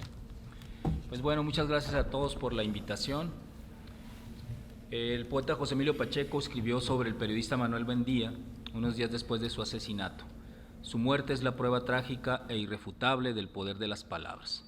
Hace casi 40 años de aquel inventario de la primera semana de junio de 1984 en proceso, y ahora que se quiere relegar a la palabra escrita en papel a la condición de reliquia digna de exhibición en un museo. Se le da por muerte un día sí y otro también, desde hace por lo menos 15 años. Se asegura que los periódicos primero adelgazan y después desaparecen. Hace casi 7 años asesinaron a nuestro amigo el periodista Javier Valdés. No tenemos duda, como ya lo decía ahorita Gris, no tenemos ninguna duda de que lo mataron por sus palabras, por lo que escribió en blanco sobre negro. Su crimen, como el de Buendía, es otra prueba del poder de las palabras, escritas en papel, nadando entre las redes del internet o simplemente dichas en una plaza o incluso dichas en el desierto. Javier Valdés maduró durante estos tiempos. Hoy incluso las palabras y las letras de Javier Valdés alcanzan una vigencia superior. En un país que temblaba y que sigue temblando de miedo, sumido en el silencio, Javier supo encontrar a quien vencía el pavor y confiaba en él para hablar. Los textos de Javier no buscan la revelación, ese elemento diferenciador del periodismo que se sigue como la piedra filosofal, sino un escalón superior, el entendimiento. Nunca antes, como con Javier, el método de ponerse en los zapatos del otro fue tan literal. Entender a las víctimas y victimarios es crucial y es el elemento clave para comprender el trabajo de Javier Valdés como periodista. Ni la apología ni el linchamiento. Supo de siempre que no es un tema de buenos y malos, Las líneas en eso son confusas, son difusas. La realidad del siglo XXI en que escribe Javier está más allá de retratar la realidad, porque un retrato no basta.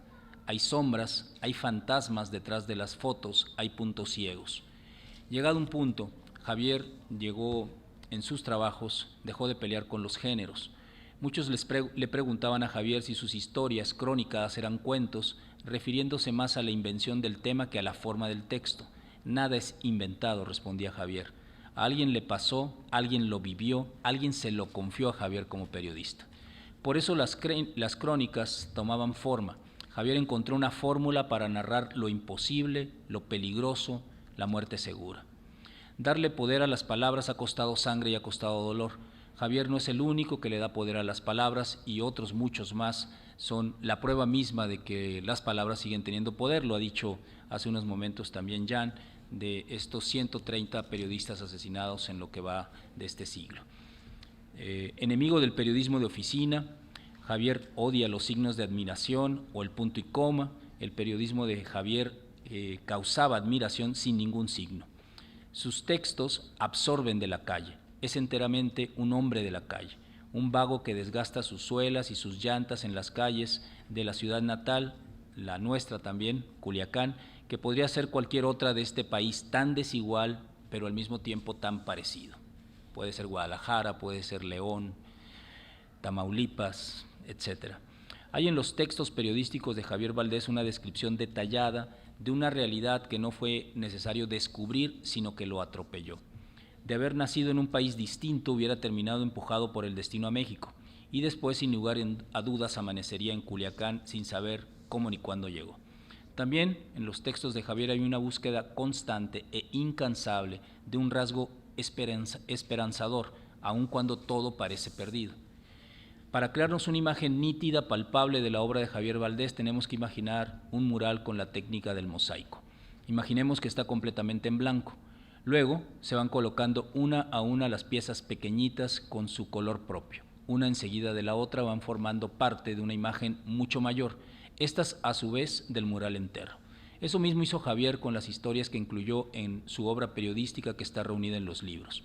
Pegó pacientemente una a una las historias, que es posible además admirarla en su conjunto, y nos muestra este gran mural en que está convertido ahora México. Un mural de dolor, de terror, pero también de esperanza y luces. No olvidar que ese mural es un reflejo de nosotros mismos. Javier, me gusta pensar que sigue vagando con las palabras por aquella ciudad de Culiacán, con sus rarezas, la ciudad que habitan fantasmas, insomnes e incorregibles como el propio Javier. Incapaz de seguir la vagancia, quiero pensar que mantiene sus recorridos sin rumbo por la ciudad, sin destino, en la calle misma, porque hay que tener un destino, y me pregunto que por qué hay que tener un destino final, un objetivo, por qué no solo el placer de andar sin rumbo, como quien solo juega por jugar, sin más, sin buscar trofeos. Cuando murió Javier, muchos hicimos de él algunas palabras, se han recopilado en algunos libros, recientemente, incluso el año pasado, aquí mismo Ismael Bojorquez y otros compañeros presentaron en uno de estos libros. Me dediqué a recopilar algunas de ellas, quisiera leérselas en esta parte. Juan Villoro, por ejemplo, quien presentó varios de los libros de Javier, lo llamó el narrador ideal para entender con objetividad una realidad convulsa. Alma Guillermo Prieto, que admiramos de manera conjunta Javier y yo, dijo que se erigía como algo parecido a un héroe entre colegas jóvenes. Ismael Bojorquez, quien lo conocía muy bien, escribió también sobre Javier. El miércoles nos reunimos en Río 12, esto fue después de la muerte de Javier, para planear en medio del llanto y la pesadumbre la próxima edición de Río 12. Creía conocer a todo el equipo, uno por uno, desde los reporteros y el personal administrativo hasta los encargados de la web y las redes sociales, pero no. Son todos y cada uno muchos más grandes y fuertes de lo que yo pensaba. La flaqueza solo se reflejaba en lágrimas por el dolor del compañero que habían asesinado, pero nunca por el compromiso que teníamos enfrente. Nadie preguntó si seguíamos o no, todos lo dimos por hecho. John Lee Anderson escribió en el New Yorker: Valdés era un hombre cálido y divertido. Era tan querido por sus colegas que su asesinato levantó una ola de dolor e indignación sin precedentes. Diego Enrique Osorno escribió: Javier conocía todos los códigos del mundo oscuro. Era osado, pero no irresponsable. Juan Cruz escribió en El País: el periodismo hoy puede ser en muchos casos un zapato sin suela, y así no pueden ser los zapatos. El periodismo calza la realidad, la retransmite. Por eso se burlan de él o lo matan. Javier Valdés tiene ahora el nombre del oficio. Lo lleva en su solapa rota, en la sangre que deja, en ese sombrero que alguien alza en el suelo sucio, un símbolo humilde de su última vestimenta. Luis Hernández Navarro en La Jornada: para Javier Valdés Cárdenas, contar el mundo del narcotráfico, esa sucursal del infierno en la tierra, era como ser un nuevo Pípila cargando una enorme losa sobre las espaldas. Era su tarea como periodista. Para él era eso o hacerse tonto. Raúl Trejo del Arbre escribió: nadie como él escribió con tanto detalle la vida bajo la hegemonía del narcotráfico. Por esa perspicacia narrativa y por el valor que demostraba, recibió premios internacionales. Era muy apreciado entre sus colegas por la solidaridad que tenía con otros periodistas.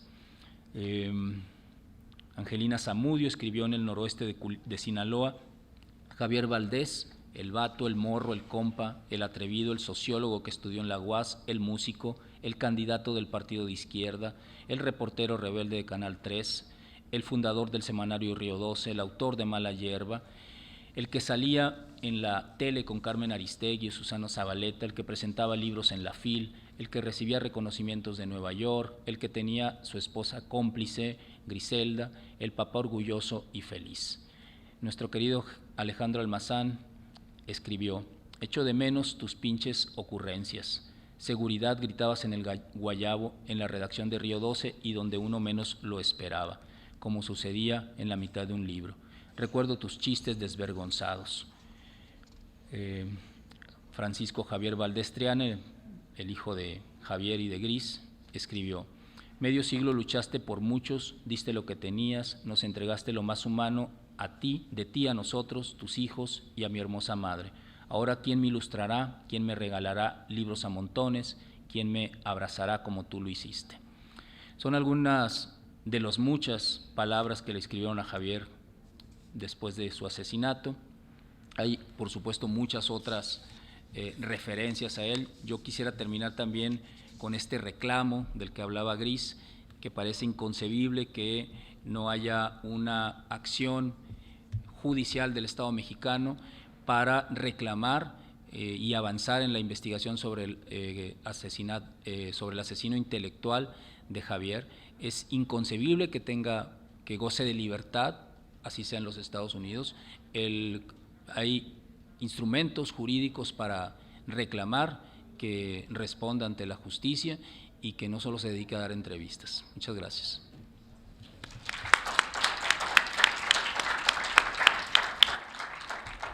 Muchas gracias, Andrés. Adelante, Ismael, por favor. Gracias. Muchas gracias por ponerme triste, Andrés. Voy a tener que pagar los tequilas al rato. A ver, para el compañero periodista que preguntaba por literatura, y me gustaría tocar el tema de la compañera también, porque hay una referencia obligada de algo que planteaste que es digamos, imprescindible, vital para tratar de salir de esto, que es la organización de los periodistas. Este libro es el último que escribió Javier, Narcoperiodismo, ahorita Tomás.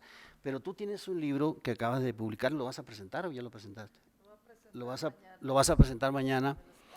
Es un estudio que hizo Celia sobre el tema de los periodistas en frontera. Lo titula algo así como América Latina, pero se concentra en México, ¿no? Por el drama que estamos viviendo nosotros en México. Y yo le comentaba ahorita a los compañeros, anoche nos los regaló, a usted se los va a vender. Y le pegué una ojeada en la mañana, y la verdad es un ensayo imprescindible sobre el tema de los periodistas en México, porque abarca muchos tópicos, entre ellos la precariedad en la que trabajan los periodistas, ¿no? Javier, en este libro, que es un recorrido por algunos estados del país, los más violentos en ese momento, Veracruz y Tamaulipas, donde se nacieron las conocidas ahora como las zonas del silencio, ¿no? Porque lugares donde no se podía publicar nada porque se corría el riesgo de que el periodista fuera agredido, asesinado, en fin. Tú en tu libro traes un dato de lo que ocurría en Colombia, no sé qué tan nuevo es el dato, pero en Colombia el 60% del territorio en colombiano, los periodistas no pueden escribir, los periodistas no pueden escribir sobre lo que ocurre en sus localidades porque es muy peligroso, ¿no? Entonces esto ocurrió en Tamaulipas y en Veracruz durante muchos años y según lo que nos comentaba Marcela Turati ahora que presentamos el libro de ella en Culiacán, pues sigue todavía existiendo mucho miedo, digamos, en el gremio periodístico por publicar, ¿no? En ese aspecto, bueno, pasó en Sinaloa lo de Javier, pero en ese aspecto nosotros estamos en la gloria, es decir, o sea, se puede todavía publicar, hay lugares, no sé, Jalisco, pero hay lugares donde no se puede publicar nada sin el permiso de los narcos, o sea, los narcos se dan cuenta que te mandan los boletines y si vas a publicar esto, y esto no lo puedes publicar, y, en fin, ¿no? Pero era una entrada. Mira, decía Celia, ¿y qué ha pasado después de Javier, no? Ahorita Andrés recordaba, no sé si lo escribió en una columna o en la edición siguiente de Río 12, después de que mataron a Javier, pero contaba yo que a Javier lo mataron el lunes, nosotros nos reunimos a los 2 días después de que cremaron a Javier, yo creo, y ahí estaba Anabel Ibáñez, por cierto. Aquí está Anabel Ibáñez, que es reportera de Río 12, muchas gracias Anabel, ahí estaba Anabel Ibáñez. Y entonces lo que yo escribía es que cuando me reuní con la gente, Cayetano Zuna, que está fundador de Río 12, está acá en el extremo izquierdo de la sala, vista allá para acá, y entonces ahí me sorprendió la actitud de los compañeros. Durante muchos años nadie se fue de Río 12. Ese día de la reunión, para planear la edición, porque las ediciones se planean los lunes, nosotros salimos el domingo y el lunes ya estamos planeando la siguiente edición, que vamos a llevar, los temas, etcétera, ¿no? Entonces nos reunimos después del crimen de Javier, sería el miércoles, yo creo. Y entonces yo no vi que nadie dijera, ¿sabes qué mal? Pues yo hasta aquí llego. De hecho, no sé si lo conté, pero teníamos una muchacha que estaba haciendo servicio social, creo que se llama Mariana, y ese día llegó y me dijo, Ismael, quiero que me mandes a reportear lo local, es decir, estas cosas, porque la teníamos ahí practicando cosas y dije, puta madre, ¿qué es esto? ¿No? Una chava de 22 años. Sí, que apenas estaba haciendo sus prácticas. Entonces, yo veía ahí una grandeza de los periodistas indescriptible, o sea, no se podía describir esa grandeza.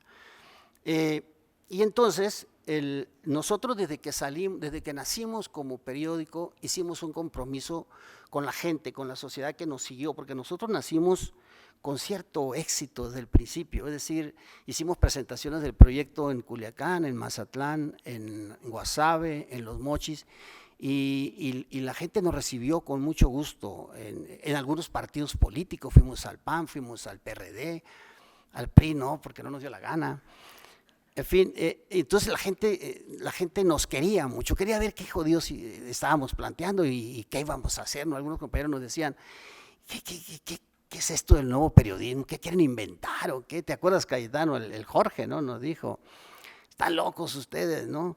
En fin, entonces, pero arrancamos. Y entonces hicimos un compromiso con la gente de que íbamos a hacer un periodismo crítico, serio. Nosotros concebimos esto como un estado de estar frente al poder. No vemos el periodismo como un oficio que debe ejercerse para el poder, con el poder, pero tampoco contra el poder como una consigna, sino pensamos que nuestra posición tiene que estar frente al poder y a partir de esa posición investigar al poder, al Estado, a las instituciones, a los gobiernos y exponerlos públicamente. Esa es la posición de nosotros, ¿no? Y entonces, cuando matan a Javier, obviamente ese compromiso se redobla, es decir, nosotros, y aquí está Cayetano, lo platicamos mucho Cayetano y yo, nosotros no podíamos rendirnos después del crimen de Javier y decir, y menos con lo que estamos contando de lo que ocurrió en la redacción 2 o 3 días después, no podíamos decir, aquí está la libreta, aquí está la pluma y esta cosa está muy cabrona y mejor cerramos el periódico y nos vamos, ¿no? Al contrario, la muerte de Javier para nosotros significó un compromiso más para seguir haciendo lo que estábamos haciendo. ¿Sí? Río 12, después de la muerte de Javier, es el Río 12 que estábamos haciendo con Javier también. Obviamente han cambiado los contextos, los personajes y todo, pero el periodismo que seguimos haciendo, ustedes pueden ver las portadas cada semana, sigue siendo el periodismo que hacíamos con Javier, eso no ha cambiado nada. Sin embargo, y esto lo hicimos desde que nacimos, nosotros nacimos en 2003, y en el 2003 que gobernaba Fox, se empezaron a complicar mucho las cosas en el país, sobre todo con el surgimiento de los Zetas en Tamaulipas, la guerra en la que se enfrascaron los Zetas con el cártel de Sinaloa, una explosión que hubo al interior del cártel en el 2008 cuando detienen a un narco, el Mochomo, Alfredo Beltrán, y Arturo, su hermano, le echa la culpa al Mayo y al Chapo y les declara la guerra, en fin, ¿no? Entonces, nosotros en aquellos contextos nos planteamos qué hacer, cómo cubrir el narcotráfico sin exponernos al límite, digamos, ¿no? Y entonces delineamos algunas cosas, planteamos algunas ideas ahí como líneas que siempre, nunca las respetas, siempre te vas de bruces y te las cruzas, etcétera, ¿no? Pero cuando matan a Javier nosotros revisamos eso, ¿no? Porque Javier lo matan en un contexto de guerra entre los hijos del Chapo Guzmán y Damaso López Núñez, el papá del cabrón que está imputado del crimen, de la autoría intelectual del crimen de Javier.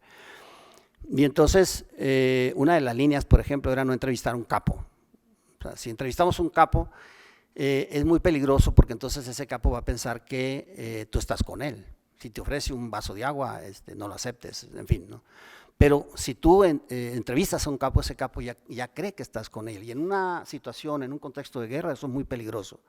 Si yo entrevisto al Mayo y al rato el Mayo se pelea con los Chapitos, y yo agarrar enemigo a los Chapitos, al revés, ¿no? Y entonces lo que nosotros hicimos fue revisar eso y, digamos, a darle una vuelta a la tuerca en términos de la revisión editorial, de qué era lo que estamos haciendo. Yo lo he reconocido muchas veces. A Javier lo mataron por una nota que tal vez yo debía haber revisado y debía haber tal vez matizado, decir, ¿sabes qué? Mira, esto está muy peligroso, en fin. Se los platico rápidamente. En mayo, en la primera semana de mayo, no recuerdo, creo que fue el 2 de mayo, detuvieron a Damaso López Núñez en México. ¿Sí? Y esa misma semana liberaron a un hermano del Chapo, Miguel Ángel Guzmán Loera, el Mudo, que era un operador financiero y estaba preso en el Altiplano. Entonces agarran a Damaso y liberan al Mudo en un contexto en que Damaso y los Chapitos estaban peleando, se estaban matando por la estructura que había dejado el Chapo cuando el Chapo lo extraditaron a los Estados Unidos, ¿no? Y entonces se nos ocurrió publicar una portada con una gran fotografía donde va saliendo Damaso del Departamento de Ciudad de México rodeado de federales y le pusimos atrapan a Damaso y liberan al Mudo, la fiesta de los Chapitos o la fiesta de los menores, algo así por ahí se titula, ¿no? Y en interiores, eso obviamente ya era un chingazo para Damaso. ¿Por qué? Porque estaban en guerra con los Chapitos. Y en interiores llevamos esa nota de Javier, donde Javier dice que una vez detenido Damaso no habría quien se quedara con la estructura de Damaso, que no era muy grande además.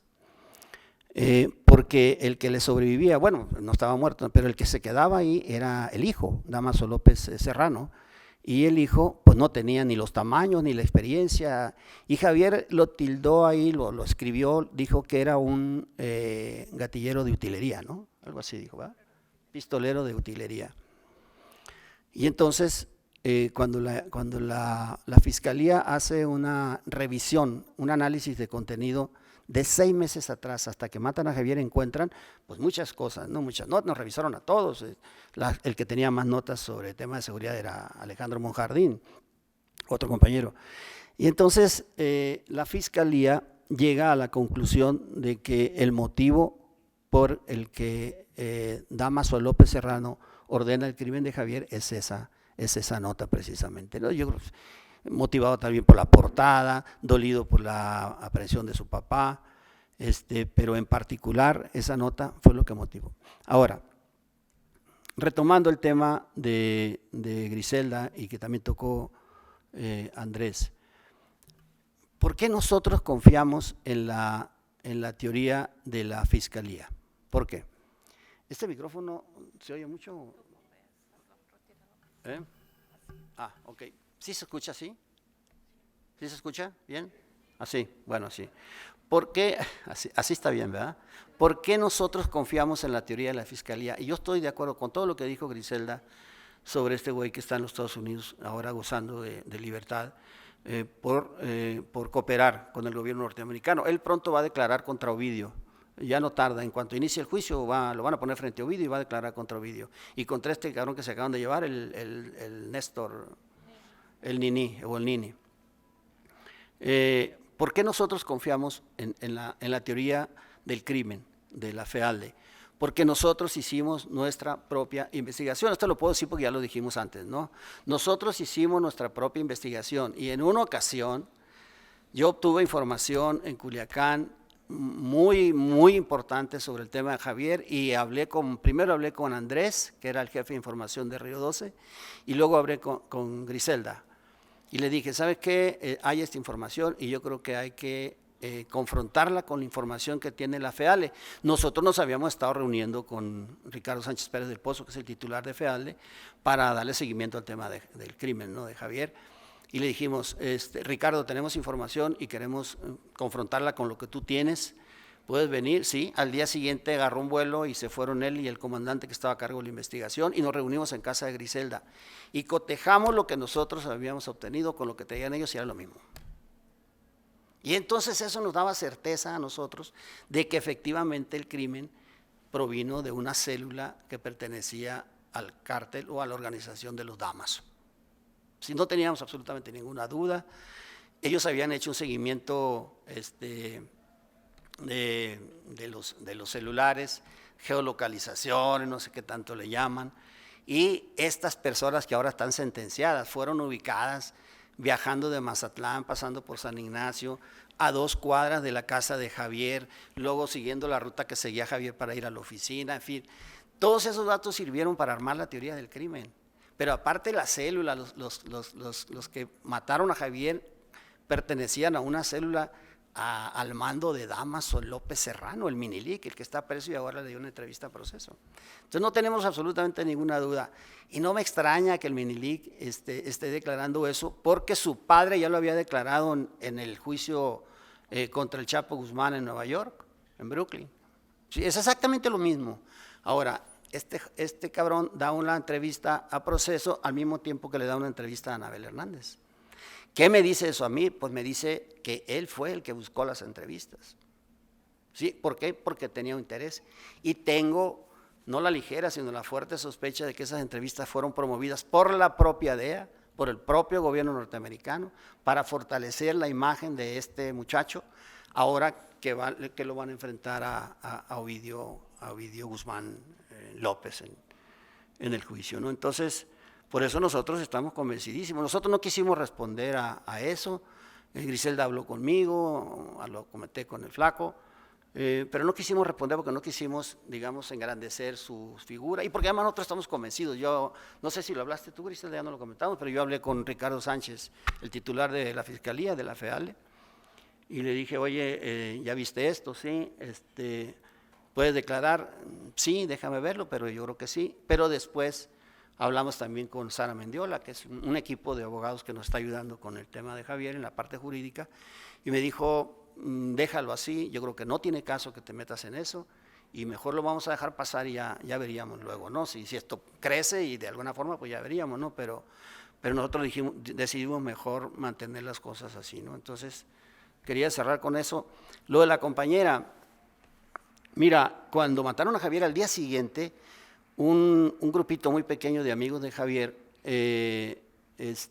lanzaron una iniciativa que se llamó Agenda de Periodistas. Tú estuviste por ahí, Andrés, como eran periodistas relacionados con compañeros de todo el país, los citaron, los invitaron, armaron con dinero que habían bajado de algunas fundaciones y hicieron una reunión que duró 2 días o 3 días, con mesas donde se discutieron, mejor dicho, diversos temas, entre ellos el tema laboral de los periodistas, que yo lo comenté ya con Celia, que había que entrarle ahí de algún modo un poco más enfocado, y el tema de la organización de periodistas. No hay una organización de periodistas. Yo alguna vez concebí, después de todo eso, que habría que trabajar en la construcción de un sindicato nacional de periodistas, aprovechando incluso ahora que en esa parte el gobierno federal hay que reconocer que ha hecho algunas cosas, ¿no?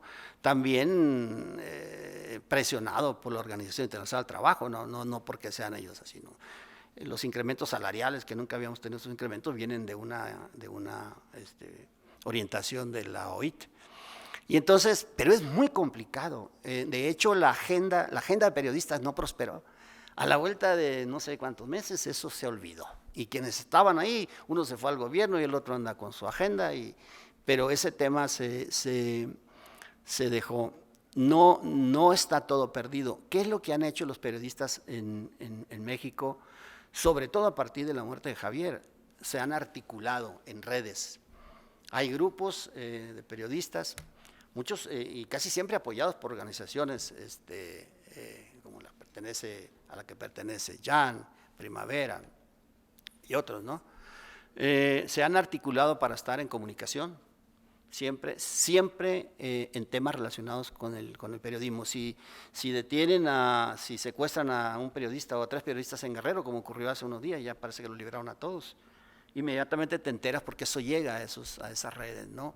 Pero más allá de eso, no hay una organización, y sí es urgente. Decías tú, hay muchos periodistas comprometidos con el poder, con el gobierno, puta, pues ese es otro temote, es otro tema de dimensiones, pero incluso periodistas comprometidos con el crimen organizado. ¿Sí? Entonces, pues tú tienes que analizar tus contextos, tú aquí en Zacatecas, yo en Sinaloa, nosotros, no sé, en México, y ir construyendo cosas más sólidas, porque si esto de los grupos de WhatsApp y eso, te informas, pero no pasa de ahí, ¿no? Y te informas de cursos y de talleres y de medidas, etcétera, pero no pasa de ahí. Y sí se requiere, pienso yo, una organización, algo más orgánico, digamos, ¿no? Muchísimas gracias, Ismael. Un aplauso.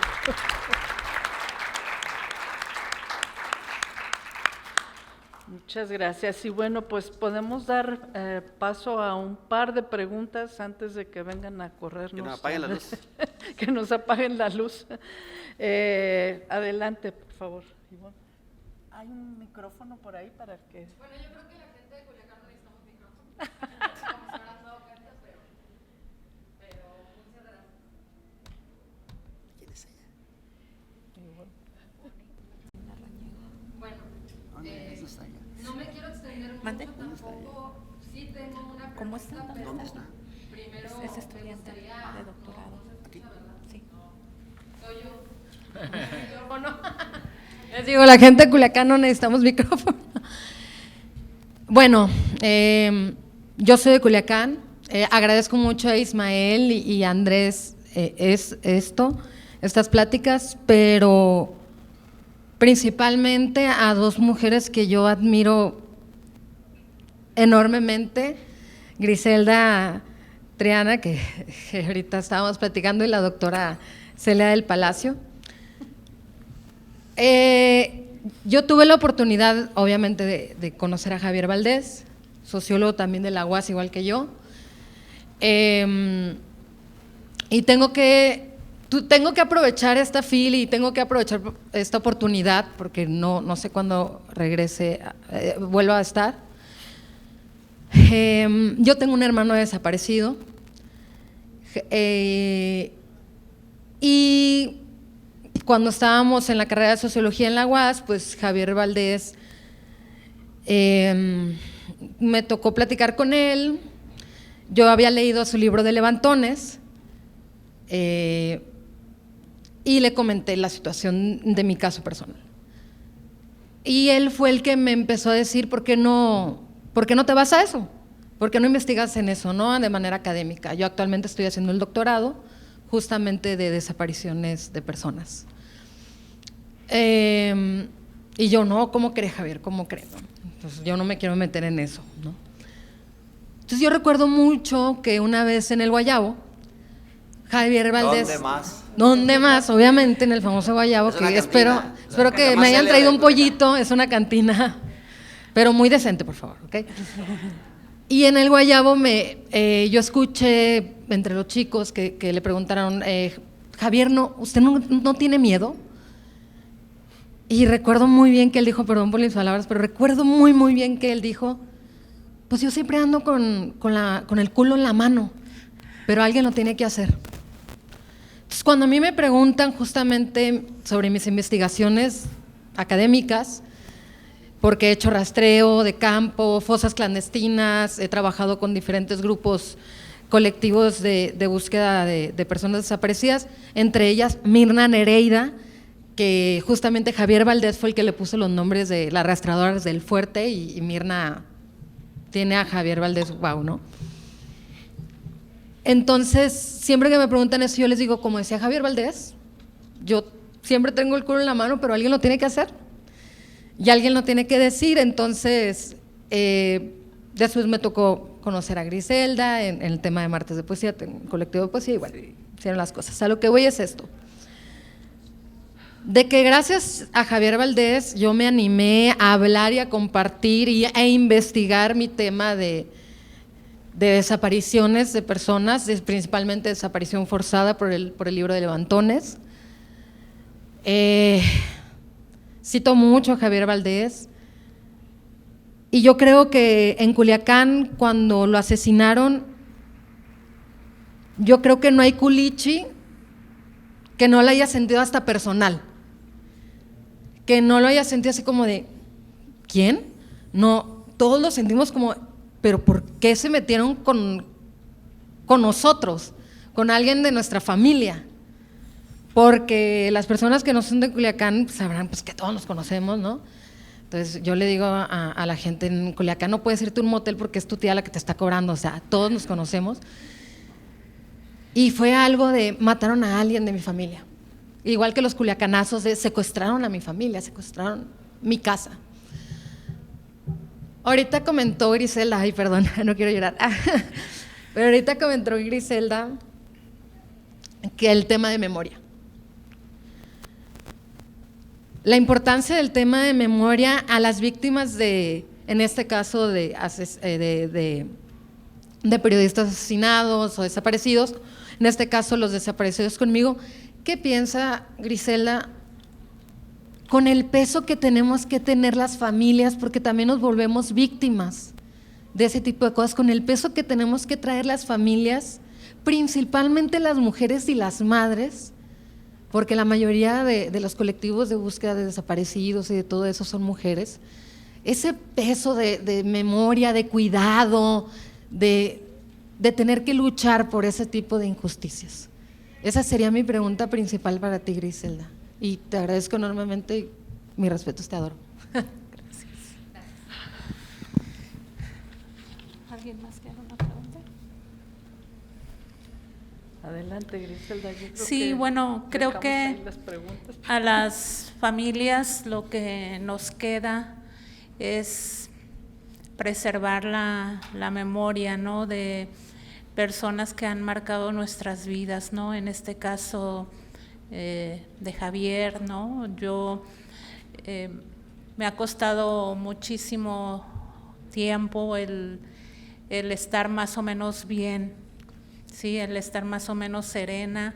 Han sido muchos años de terapia, de medicamentos, y creo que son cosas que nos ayudan a las personas, ¿no? Y nos ayudan también para darle otro significado a nuestras vidas, y también obviamente darle significado a las vidas de esas personas que nos marcaron, como ya lo señalaba, ¿no? Entonces creo que es un acto más de justicia, el poder reconocer, el poder hablar de lo que ellos y ellas aportaron no nada más a nuestras vidas, sino también lo que aportaron a la sociedad. Creo que un ejemplo que Javier, un tema que a Javier le preocupaba mucho precisamente era el tema de las familias de personas desaparecidas, ¿no? Creo que a Javier era una persona muy hipersensible, una persona muy llorona, que eran temas que a él le afectaban mucho, ¿no? Le afectaba y bueno, creo que en el caso de la desaparición forzada, las familias han sido un ejemplo para muchas otras personas que ahora nos estamos organizando para no únicamente defender los derechos que como víctimas tenemos, sino también para rescatar del olvido a nuestros familiares, ¿no? Yo, por ejemplo, a los colectivos, en el caso de Culiacán existe un colectivo Juan Panadero, ¿no? Que trabaja muy de la mano con organizaciones de familias de personas desaparecidas que se dedican a hacer murales, que se dedican a hacer infinidad de actividades para visibilizar que hay centenares y miles de personas desaparecidas en este país y que para las familias nos es difícil al principio ver a nuestros familiares en un mural, por ejemplo, ¿no? O sea, es terrible porque lo último que queremos es verlos ahí, nosotros los quisiéramos tener a nuestros lados, ¿no?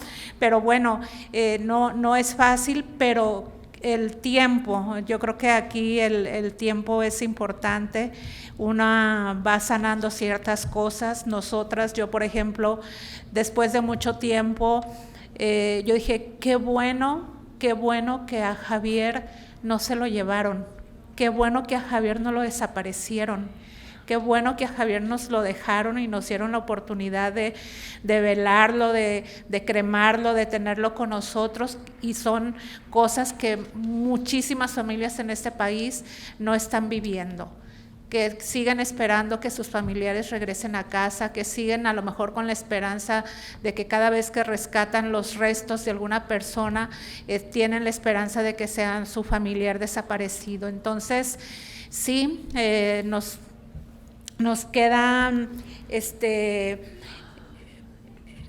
únicamente el trabajar, visibilizar que queremos justicia para las familias, pero también para las personas que nos han sido arrebatadas. Entonces, yo reitero mi reconocimiento a quienes no claudican y siguen buscando a sus familiares desaparecidos. Tenemos mucho que aprender de ustedes. Muchas gracias. Gracias.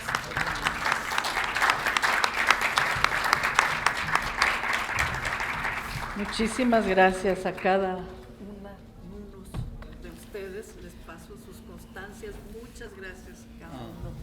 Y bueno, pues así concluimos con esta mesa que ya nos vinieron a correr.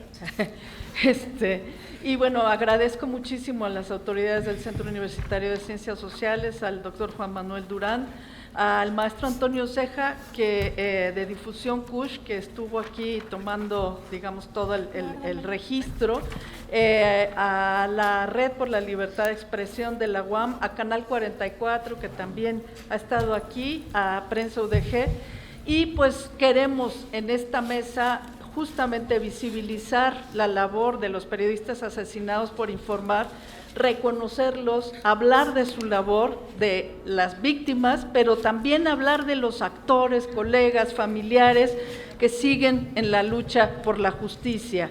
Qué bien que vengan a la FIL periodistas muy importantes de fuera, de la Ciudad de México, etcétera, pero creemos que es muy importante que también estén los periodistas de fuera de la Ciudad de México, a los que se les ve menos y que han sido, digamos, violentados, asesinados, y necesitamos visibilizar esos crímenes. Y qué bueno que estamos aquí en la FIL y qué bueno que pudimos dar la tribuna y este espacio a Javier Valdés y a las personas que vinieron a hablar de su trabajo. Muchísimas gracias.